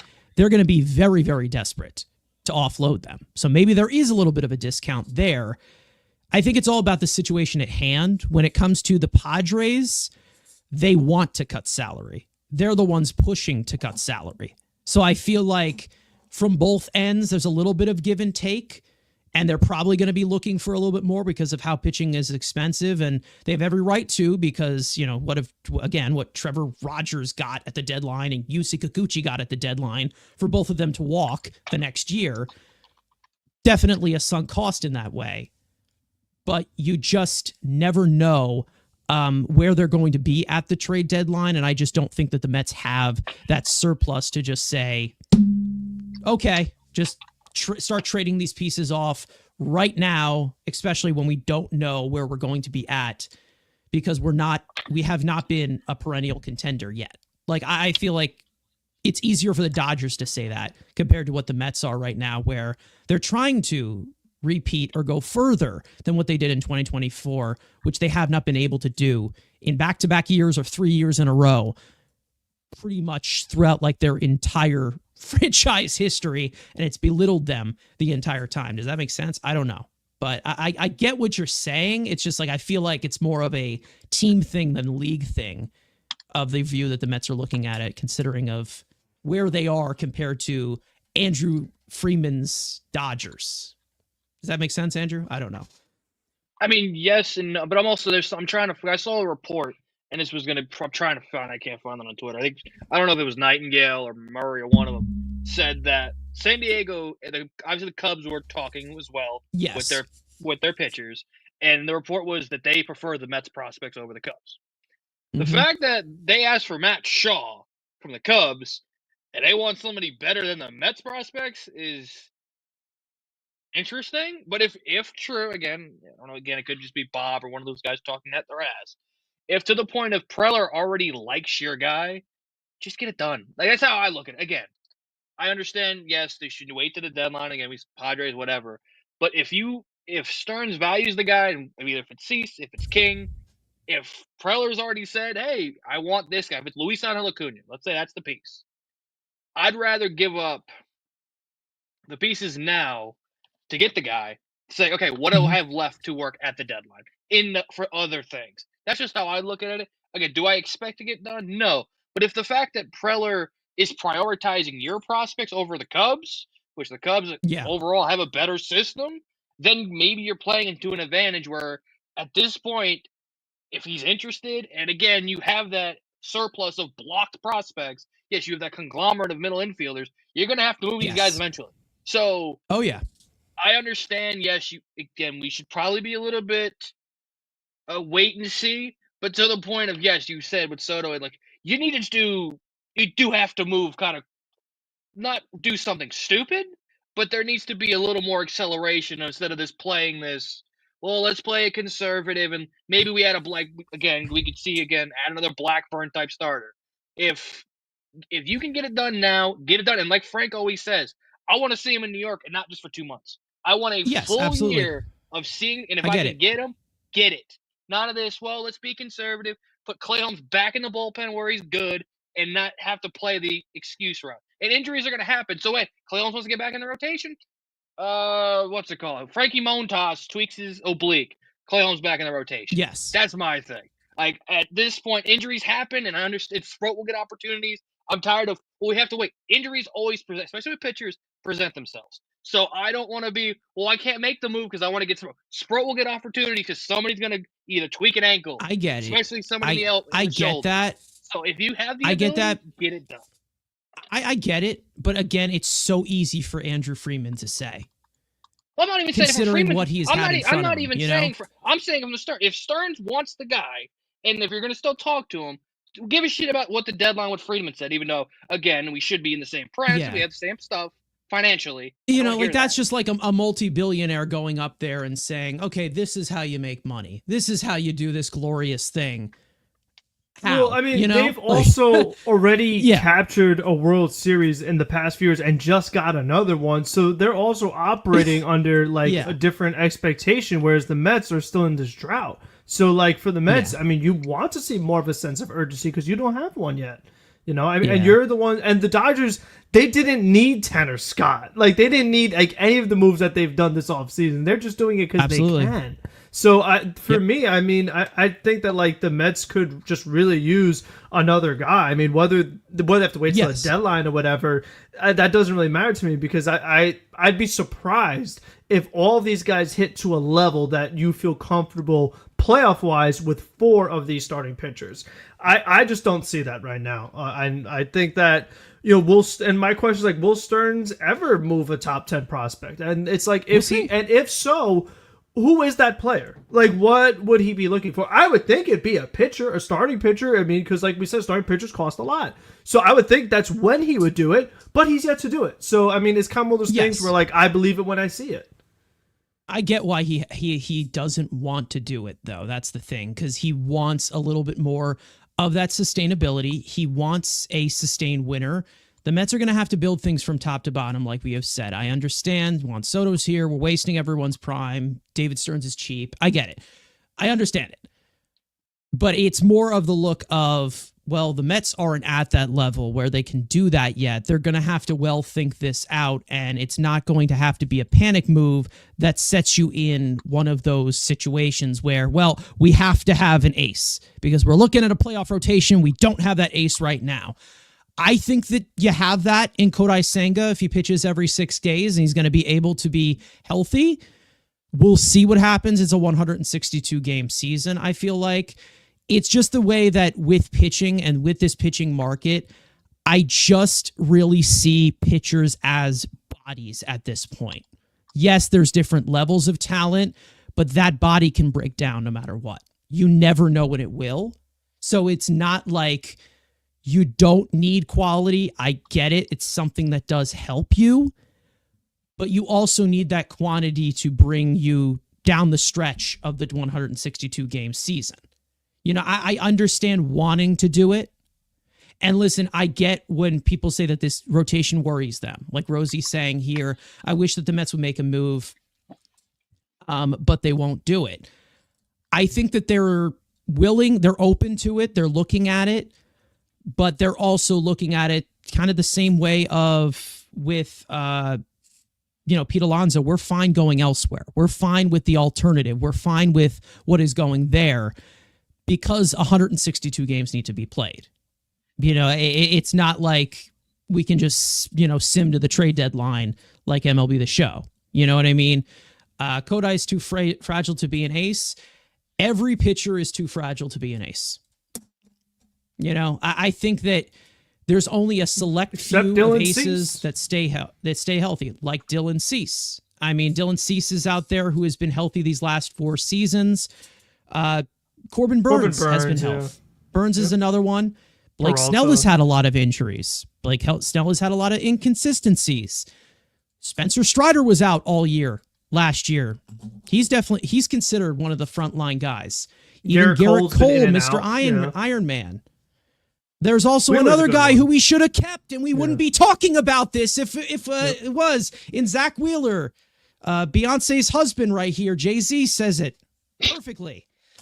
But again, I think that there's a look of it from the overall committee of arms that, have upside and can continue. I think that there are Mets fans that are looking at it from names, and I get the concern, but there isn't much risk here, and the Mets are just not in a position where they can take that high risk with these pitchers and stretch it to 3 years, 4 years, this type of thing. I don't need to do this full-on sense of urgency, top-heavy type of thing to just because they're names and they were good and there was this and there was that. I'm not looking to do the Verlander Scherzer thing again. I'm not looking to do any of this frontline stuff because it's a frontline thing. In a 162 game season, you need arms. You don't need just, let's do star power. We need star power like the Dodgers, because if you think like the Dodgers right now, you're going to end up like the Angels. So that's how the mindset I look at it. I mean, it's not really... Time out. You're going to end up like the Angels. Not if you got Boy Genius. Whoa, time out. So now David Stern's not going to be a good executive if he just brings in good players? If he brings in good players, and this is David Stearns, you trust him to bring in good players. God. So who cares? He needs to build something, though. He needs to build something to trade. He's got plenty of little people to trade. He's got plenty of little people to trade. They have 4 top 100 prospects. Get them out. Okay, so since our farm system is better, apparently, to the Padres than the Cubs, we need to unload the entire thing. If the report says 3, that's not the entire thing. That's not it. That's 3's not 30. And didn't say top 5. It said top 25. I mean, by that standards, I'll give you 25, 24, 23. And listen, I'll put sweetener of 22. How about that? I give you 4. If I were one that was saying that they like our farm system, I probably would be a little bit more aggressive. But again, I understand why they want to hold this off with this certain position that gets banged up as much as it does. Like, I understand with this position of you want to keep things flexible. You want to do like these different things and address things internally before you go external at the trade deadline to go all in. I get it. When it comes to Dylan Cease, I 100% would trade for Dylan Cease right now. I would trade them anybody but Brandon Sproat. And the only way that I would trade them Brandon Sproat is if Dylan Cease signs a extension, which is probably not going to happen because he's a Boris client. And that's just not going to happen at all. And also paying pitching is a risk in itself. Where does it say that Boris is a... Where does it say he's a Boris client? Because I see agent says Aces. It does not say Boris Corporation. Is that Michael King? No, I'm looking at Cease. Cease? Yeah, I'm pretty sure both are not Boris clients. What's that? At least, I mean, listen, Either that's way, what my favorite website says. Market. So, which website's saying that? Baseball Reference, my favorite website. It's never wrong. No, Spot Track Boris Corporation. Yeah, he's a Boris. So they have 2 different things then. That must. I guess that's either his old agent or that's weird. That's very strange because normally it says Boris Corporation. Yeah, Spot Track's got it as Boris. Yeah, it's Boris. He's Boris. Well, they need to update their website. That's not okay. Yeah. Wow. What the hell? That is Baseball illegal. Reference? Oh my god. Yeah. But Unreal. yeah, I mean, I think I understand why they want to do it, and I know it sounds exhausting, but again, like they got to build something from top to bottom. Like they still need to do that, and it's going to take a little bit more evaluation than just, okay, here's my chips. Let's take this guy for 1 year. You know, like I think, and then also the factor of being a Boris client is another thing that I think is something that goes into a point of where the Mets just don't, or I don't know if they're in good, presence right now with Scott Boras. But, if I were to choose between Cease or King, if I were to, I would choose Dylan Cease, like I said or hinted earlier, because of, what the Mets need. And I agree with Frank somebody who not only has, frontline stuff, which, again, if you're looking at it from the inside of, projecting it going forward, going into their 30s, overall durability on the arm, Cease has better stuff than Michael King. That's been known. No, he Michael may have King has regressed better a little stuff. bit. What? Michael King has better stuff. No, Cease has the better stuff. Michael King has the better secondary stuff.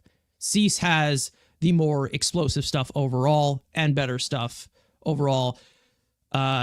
And Cease has a little bit, the command has regressed a little bit for Cease, which is probably the main reason as to why people are saying Michael King, and probably the main reason as to why this is an ERA battle as of right now. And Michael King is, he had a second year as a starter or first year as a starter. He was a breakout. Dylan Cease has been able to give you innings for 4 consecutive seasons. That's the type of stability that they need. They need the innings out of, the current fit. I think that Dylan Cease is the better fit here.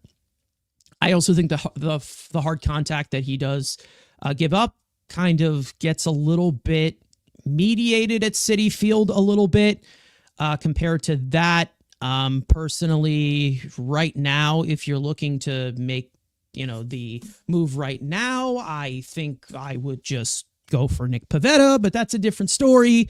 But And listen, they also I can't believe that he said no to a qualifying offer because I didn't think he was QO worthy in the first place, and that's why nobody wants him. Well, he was not worth the qualifying offer. The problem is with Nick Pivetta is he's an ace that doesn't look like an ace, okay? You have to understand this, okay?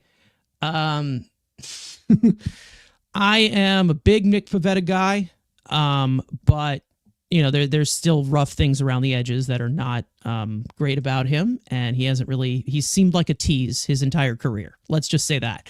But I personally, with a committee of arms going into 162 games in front of you, I think that's, more of something that I would pursue.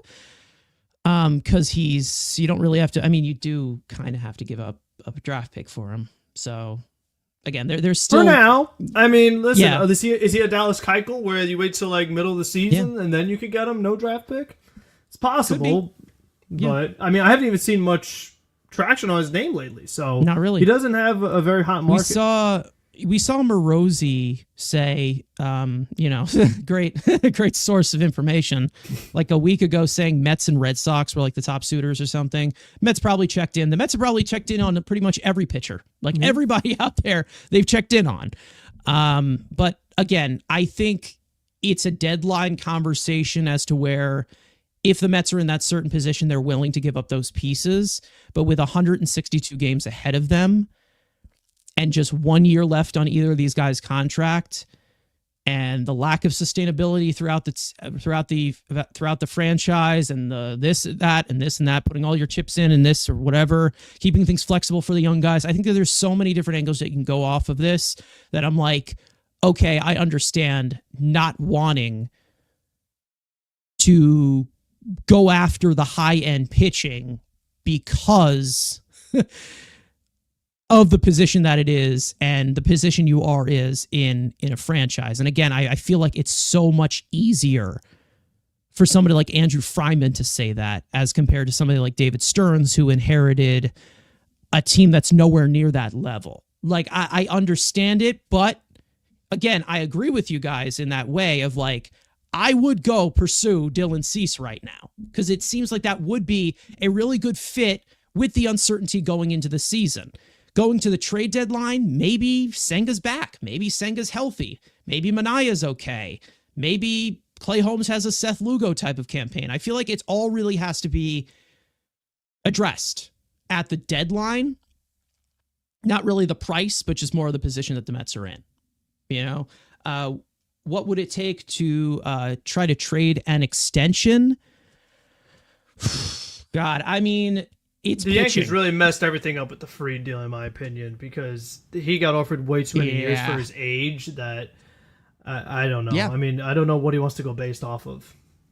No clue. I have no clue. And if I am Michael King right now, if I am Dylan Cease, I'm testing the market. I'm 100% testing but it. didn't Burns take a discount for Arizona because you can't even compare it to the Burns contract? So it might be somewhere in between there.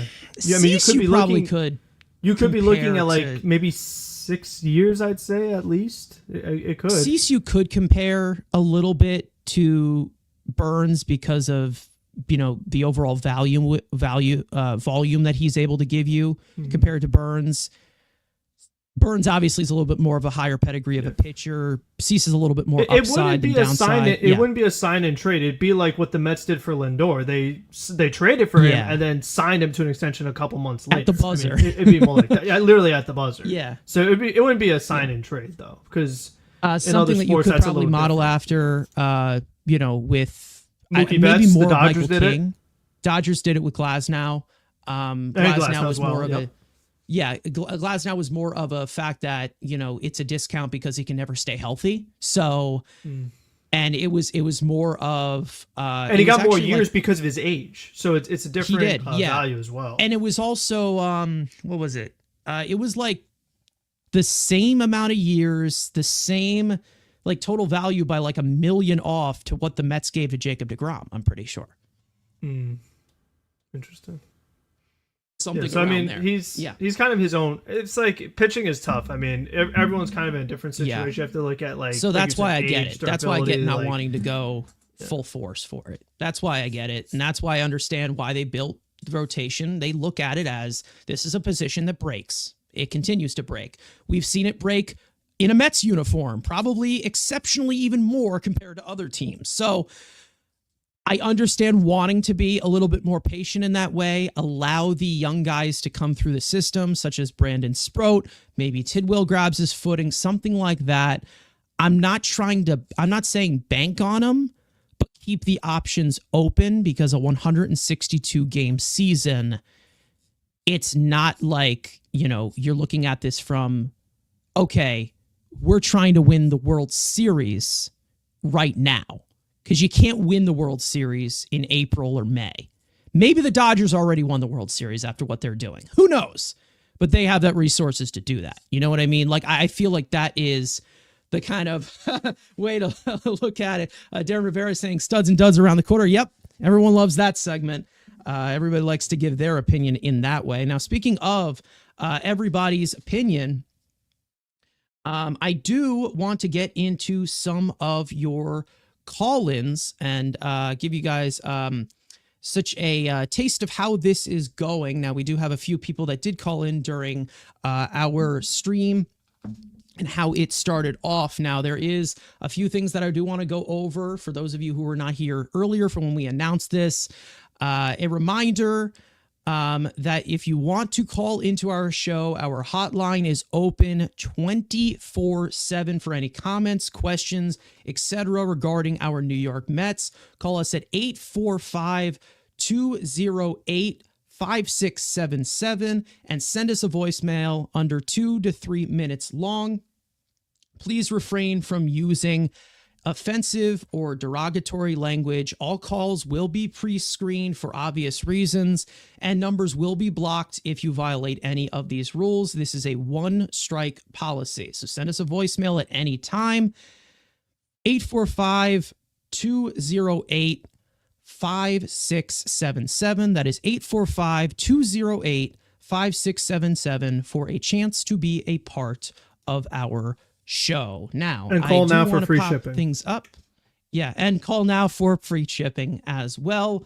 There is one thing that I want to get into before we do start this one off. But this is one part of the conversation I do want to just piece together from this. He's saying Sturds won't even move Beatty, so I don't expect him to move any of the top 10 prospects. I get it, kind of. There has been talks about them possibly moving Beatty. We know that there's been rumors about it before. I feel like they're all just being opportunistic in this way. A decision's eventually going to be made. But after what we have kind of seen recently, I think that this is something that will be decided sooner rather than later. But I think that they do want to keep the options open. Eventually, it's going to narrow down to who is the guy that you are going to give the full-time job to, even though we know that Vientos is more in the equation than Brett Beatty, if Alonso does come back. But, you know, the moving of different prospects. Andrew, I will swing this one over to you here as I set up our call-in station here. So what are your thoughts on that? I mean, Beatty, we know that you've been attached to him. You've been wrong about him forever. He's made you look like an idiot. What are your thoughts on like the overall availability of this farm system to trade? Because it is going to be a centerpiece to this trade deadline if they were to go in and, you know, hunt for these big fish that could be available at the trade deadline. What are your thoughts on that? I mean, it's not 2022 anymore. Beatty is no longer a focal piece of it. I think he can be a side, again, major league 26-man roster guy. Somebody, again, it's like a Seattle Mariners want to take a shot and say, hey, they got, you know, they brought back Jorge Polanco. Hey, maybe you want to make a trade for that. We can try to get Brett Beatty as an extra guy on the roster. That could be a thing. Especially when what you got? Yeah, I mean, like, the Mets had chance to move Beatty before, but now he's our opening day roster, so they actually can't. Yeah. They shouldn't move Beatty right now because they don't have an alternative. So they're in a pretty tough spot right now. Hey, Paul Young's out there. Listen, I talked about plenty of guys that are still out there that they could use that are better than Brett Beatty. So they do have options, but right now those options are just not employed by New York Mets. Yeah, I mean, I think that there's, you know, some availability in that way. I know that, you know, this is something that, you know, a lot of, you know, Mets fans kind of want to do right now, and they kind of want to push it in this way. You know, I think that the price is the price right now. And like I said, with the overall sustainability, building from top to bottom that the Mets don't have in the Dodgers way, you know, I think there is, you know, a way to look at some of these guys of how they value some of them. But again, acclimating some of these guys on the prospect list or talking about, you know, from the farm system, everyone's going to get acclimated at some point. They're all going to contribute to the major league roster at some point, no matter what. And I don't say that as to everybody is going to be playing for this team. It's that somehow, they're all going to be acclimated to this roster, whether they are playing in the major leagues for you or they're traded for other pieces. And that's kind of just the asset acclimation that we're looking at. I think that Beatty was pretty much a sunk asset before David Stearns even got here. And, you know, I feel like we'll see. It seems like them being linked to Pete and linked to other guys kind of shows that they're not really trusting in Brett Beatty. I would not trust Brett Beatty. But we'll see how they address that. And again, could that be something that they address at the trade deadline too? Maybe they do. I would just probably at this point prefer them to get something done with Alonso because they're kind of just cornered into it and see where they have to go there. I'm hoping that we are in a situation where Brett Beatty is starting off in AAA next year. To be honest, I don't really want to see him ever again because I've seen enough from 600 plate appearances in the major leagues. So I don't know why this just switched over. That was not what I wanted to do. But anyways, let's get into some of your call-ins. it looks like we have two here that are transcriptable here. So here is Maddie from the chat, as she says in the transcript. Let's see what Maddie's got for us here. Once again, you can call in at any time, 845-208-5677, 24/7 hotline. Let's see. Guys, let us know if you hear this or not. I'm still trying to set this thing up and configure it. So here is Maddie calling into our show. Yes, hi, you guys have a great show. This is Maddie.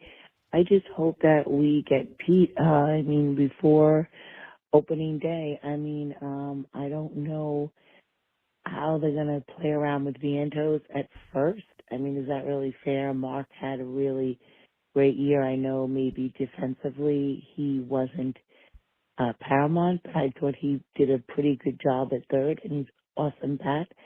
And is it right to flip-flop him to first? And we definitely need a front-line starter. And I'd love to get both Jose back, Jose Quintana and Jose Iglesias. Okay, so hopefully that'll happen. Let's go Mets. And yes, we need Pete, we need Jose Iglesias, we need Quintana, or possibly David Robertson, or both Quintana and Robertson. All right, love you guys, and I would love a starter from the Padres, either Dylan Cease or Michael King. Thanks, guys. This is Maddie. Let's go Mets, and you guys are awesome. Love you. Have a good one, and let's see what we can get done. Thanks. Bye-bye. All right. So there was definitely some other things of, some things that we can do this off season as well. I will, copy this in so you guys can remember and unpack all of that. But, I feel like we've all kind of reiterated most of this stuff from, I think there was a little bit about Jose Quintana in there of possibly bringing him back. I don't think that they are in that department. I think that that's pretty much long gone at this moment. But, there are some things as to, bringing back Pete and, how they kind of configure this roster. We talked about, the frontline starter there. But, anything that you guys want to unpack from that, thank you to Maddie for calling in to our show. Frank, I'll go to you on that one. What do you think about some of the thoughts here, reiterating as much as you can? Yes, no, there was a lot of good thoughts, and it was very complimentary and supportive, so that is a perfect first call. That's exactly what we like to hear. But I feel like with Vientos, as far as he has, like she said, he has a great year, but then his reward is, okay, now you have to play a brand new position. Like that yes. Definitely is not ideal. It's not what you want to do to your young players, but that's just, unfortunately, by default, what they have to go with. And like she mentioned, he wasn't great at third, but he got the job done. He was serviceable. He wasn't a liability. It didn't prevent them from moving on, kind of thing.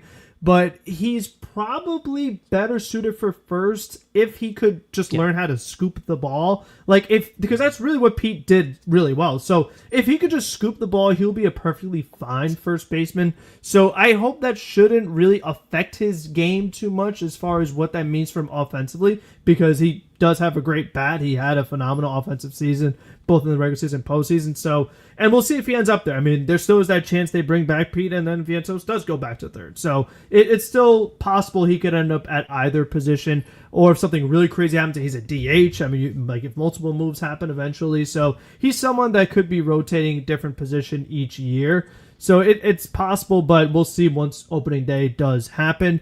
As far as Quintana, he's someone we haven't really talked about, and I'm kind of surprised another team has not jumped on him, maybe on a 1-year deal or something like that, or like a 1+1 with some incentives and opt-outs and things like that. He's, like people mentioned in the chat earlier tonight, strong at the end of the regular season. It was good in September. He was pretty good in the postseason as well. So you would think somebody would reward that veteran pitcher. He's kind of a known guy. I feel like I understand why the Mets don't want to do that again, because we had our concerns about some of the inconsistencies that we've seen from him. But I'm not surprised. Full counts all over the place. No, high pitch count, not working deep into ball games. So I understand the Mets' concerns, but I thought another team would have jumped in on him by now. Some other guys I mentioned here, Iglesias, listen, I don't know what's going on there. I mean, that's a whole other deal. Me personally, I don't believe Madrigal means no Iglesias. It's a split contract, because this is what I don't get, is that if Madrigal is not good, which a lot of us think he might not be, and he does not make the major league roster, you don't have a utility infielder. I mean, that is not something that is on this roster, unless you count Acuna. But I mean, we've all talked about he's probably better off in AAA than a utility guy. He needs to play full time as someone developing. He's not going to develop as a utility player. So I feel like Iglesias, I don't know what the deal is there. I haven't seen a market for him. I know the Mets are looking at it as like an outlier, and they don't really believe what he did was sustainable. They don't believe it's a 300 hitter going forward. I get that. But I still feel like I would hope there's at least some offer on the table. Even if it's not amazing, like, they should still offer him a deal. Even if it's very cheap. Like, there should be something there. Robertson, he's one I feel like another team could get maybe for closing opportunities. I just think he probably, and he's 40, like, he has better opportunities elsewhere. If his market really does not develop, you could jump at a 1-year deal, see what happens. But there still is time. And obviously, she mentioned the Padres starters. We're all in sync that we'd love to get one of them. So, all good points. We all agree. Some of them are more realistic than others, but we'll see. And again, I don't understand the whole Iglesias thing, why they're not pursuing that a little more. It's just kind of strange to me. I just don't understand why you would put more value in Madrigal than Iglesias. I mean, I feel like even if Iglesias regressed to what we expected going into the season, he's still better than Madrigal. So it's just very strange. Yeah, it seems like he probably wants a guaranteed contract. If you hire Boris, you're like, I mean, that's what you're looking at. Andrew, I mean, I think I know why Jose Iglesias is not re-signed with the Mets yet. But we don't have time to get into that. We've already talked about the best way to get him back here, especially for probably what he's asking. But as for from what Maddie said from the overall recap here, I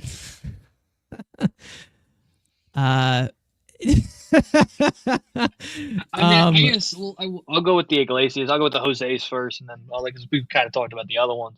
I mean, again, Quintana, there was some interest from Toronto because, again, gotta love Toronto spending money, and I think that was before they signed Scherzer. So I think maybe the fact that they signed Scherzer maybe takes them out of that market. I mean, I would have said like a team like Detroit would have made some sense before they've signed Jack Flaherty. I know they have obviously School Bowl Flaherty. I still think they can use another just innings eater. I know they went up with the chaos pitching in the down the stretch of the playoff run, but that could be a guy in a big ballpark. He could kind of fit perfectly there.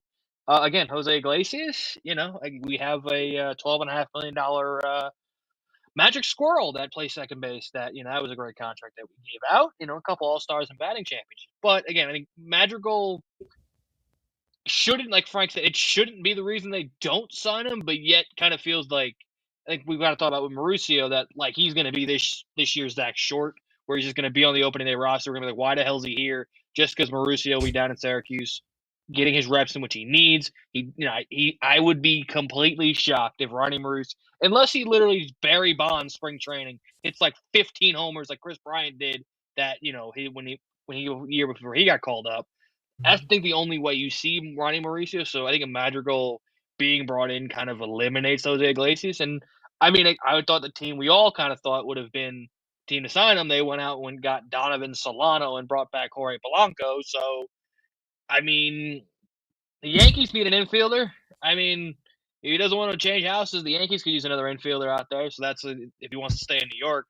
Again, I think if there's no gerbil here, I think there's a better chance. But because of that gerbil, I think Mr. OMG might be going elsewhere. Yeah, it's possible. I don't think he's I personally don't think he's coming back. I would love to have him back in the role that I think that he can do well, but there's someone blocking. There's someone there that I'm not really. He ain't going anywhere. So, and to be honest, he's probably going to sign a 10-year extension without Stearns even knowing. So, you just never know what the deal is. It has to be said that, first base isn't a brand new position for Vientos. Again, John saying, he's played there half a year in pro ball as a first baseman. He's been scooping balls for 8 years. He should pick up 5 runs moving to first base. And whilst saying that while Statcast, he's easily one of the worst third baseman in the MLB. The 13th lowest percentile by fielding runs and the 6th lowest by OAA. Listen, I think the arm that Mark Vientos has is what's keeping him over there. I think that he's still young enough as to where he can improve. Defense has a little bit more of a ceiling to, veteran-ish players. They can always get better. There's always adjustments they can make. But for third base being the defensive position that it is, it probably is better for Mark Vientos to be at first base for him. But as for, I think, overall for the team, I would much rather have him at third base because I know that definitely that playing time there kept it going. But, I think, whatever it is, we'll see what happens. But as for the rest of your call-ins, I think that we will just do one for today because we are kind of reaching over to what we want to do here. We will be sure to answer some of your call-ins in the future. Once again, if you guys want to call into the show, you don't have to call in during the show at all. You can call in at any time, 845-208-5677. That is 845-208-5677. 24/7. Our voice box is open. Give us your thoughts at any point, and they may be featured in the Mets Weekly podcast towards the end of the end of our show. So I think we're going to wrap things up here. As for some other things that I do want to point out quickly, obviously we talked about Canna and Madrigal being possibilities that get fill in here that the Mets signed. Another thing I want to point out here, which came before this show went live, Pat Hoiberg was canned for the gambling situation. I think that there was some kind of investigation that went on. I'm not sure the whole details on it. I haven't really read into it. But it is kind of a sad thing because, yes, actions have consequences, and you should be fired in that way if you break some kind of policy. But he is one of the best umpires out of any of them out there. Usually when you know an umpire's name, it's not a good thing, but Pat Hoiberg has been very, very accurate for a long, long time. And to be honest, this probably would be a blemish on a possible Hall of Fame umpire career that he has been building, because he actually has been one of the most accurate, one of the most liked, and it seems like he can be reinstated in 2026. But that is definitely something that will be looked at as something as to a umpire who might make the Hall of Fame. Because again, it's not just players that make the Hall of Fame. Umpires can make the Hall of Fame. Managers, tons of people can.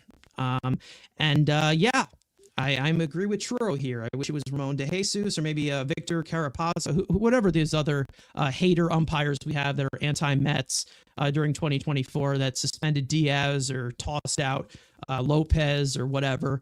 I think that, Hoiberg definitely did a good job as an umpire, but, behind the scenes, there was things that he just did not do that were up to policy. It's a shame because, we see guys who are big contributors, but they end up, doing something stupid, and it derails their entire reputation. And that's what happened with Pat Hoiberg. So, it's quite a shame. It is definitely a big loss, though, to this league about accuracy, because there is a lot of umpires that get under everybody's skin throughout the season, and we talk about bad umpires all the time, whether it's subjective or not.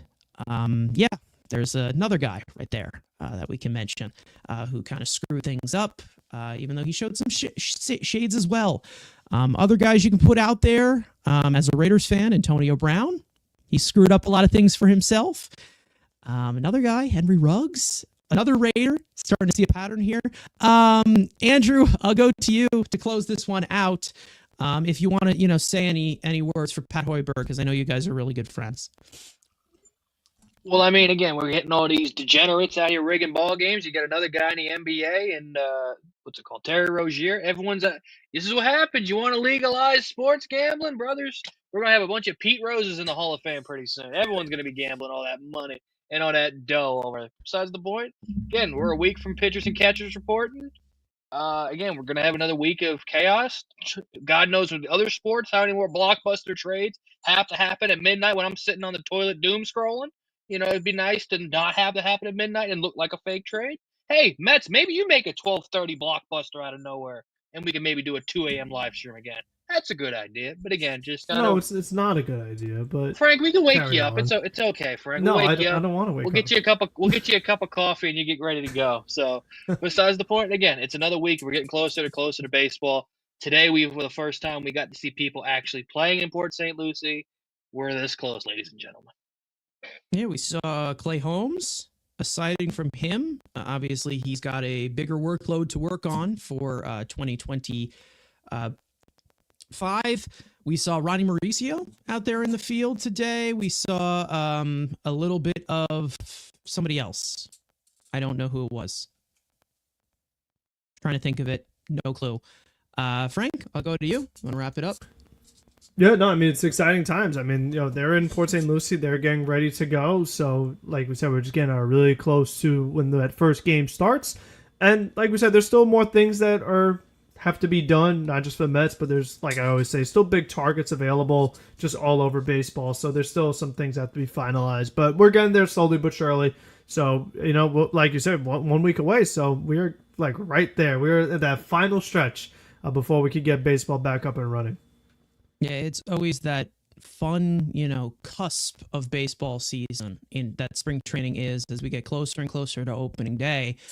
It's one of my favorite times of the year because you also have, near that part, you got March Madness as well. I love March Madness, but you also have, spring training where you get to watch baseball, but it doesn't matter. It does not matter what the results of the game are. So you just get to relax. You get to evaluate things. You get to talk about things. Maybe we overreact a little bit to players that we don't like. But, you never know what is in store. And then, of course, somebody said in the chat earlier, I think it was Darren Rivera saying we get to evaluate some games and say who our studs and duds are. But, we'll see what we have in store. One day that I do dread is one of the first, team workouts where we get to hear the health status of everyone, and it freaks everyone out. So we're getting close to that. But spring training should be interesting. We'll see if we have any of the young guys who gets invited, who's the rosters, whatever. The minor league spring training camp as well. We'll have all of that news. We'll have it all covered here on Mets Weekly, whether it is live, whether it is by video, whether it is by our podcast. But as for this podcast and this episode, we're going to wrap up things here. Thank you guys so much for watching, listening. We hope you enjoyed the entire conversation.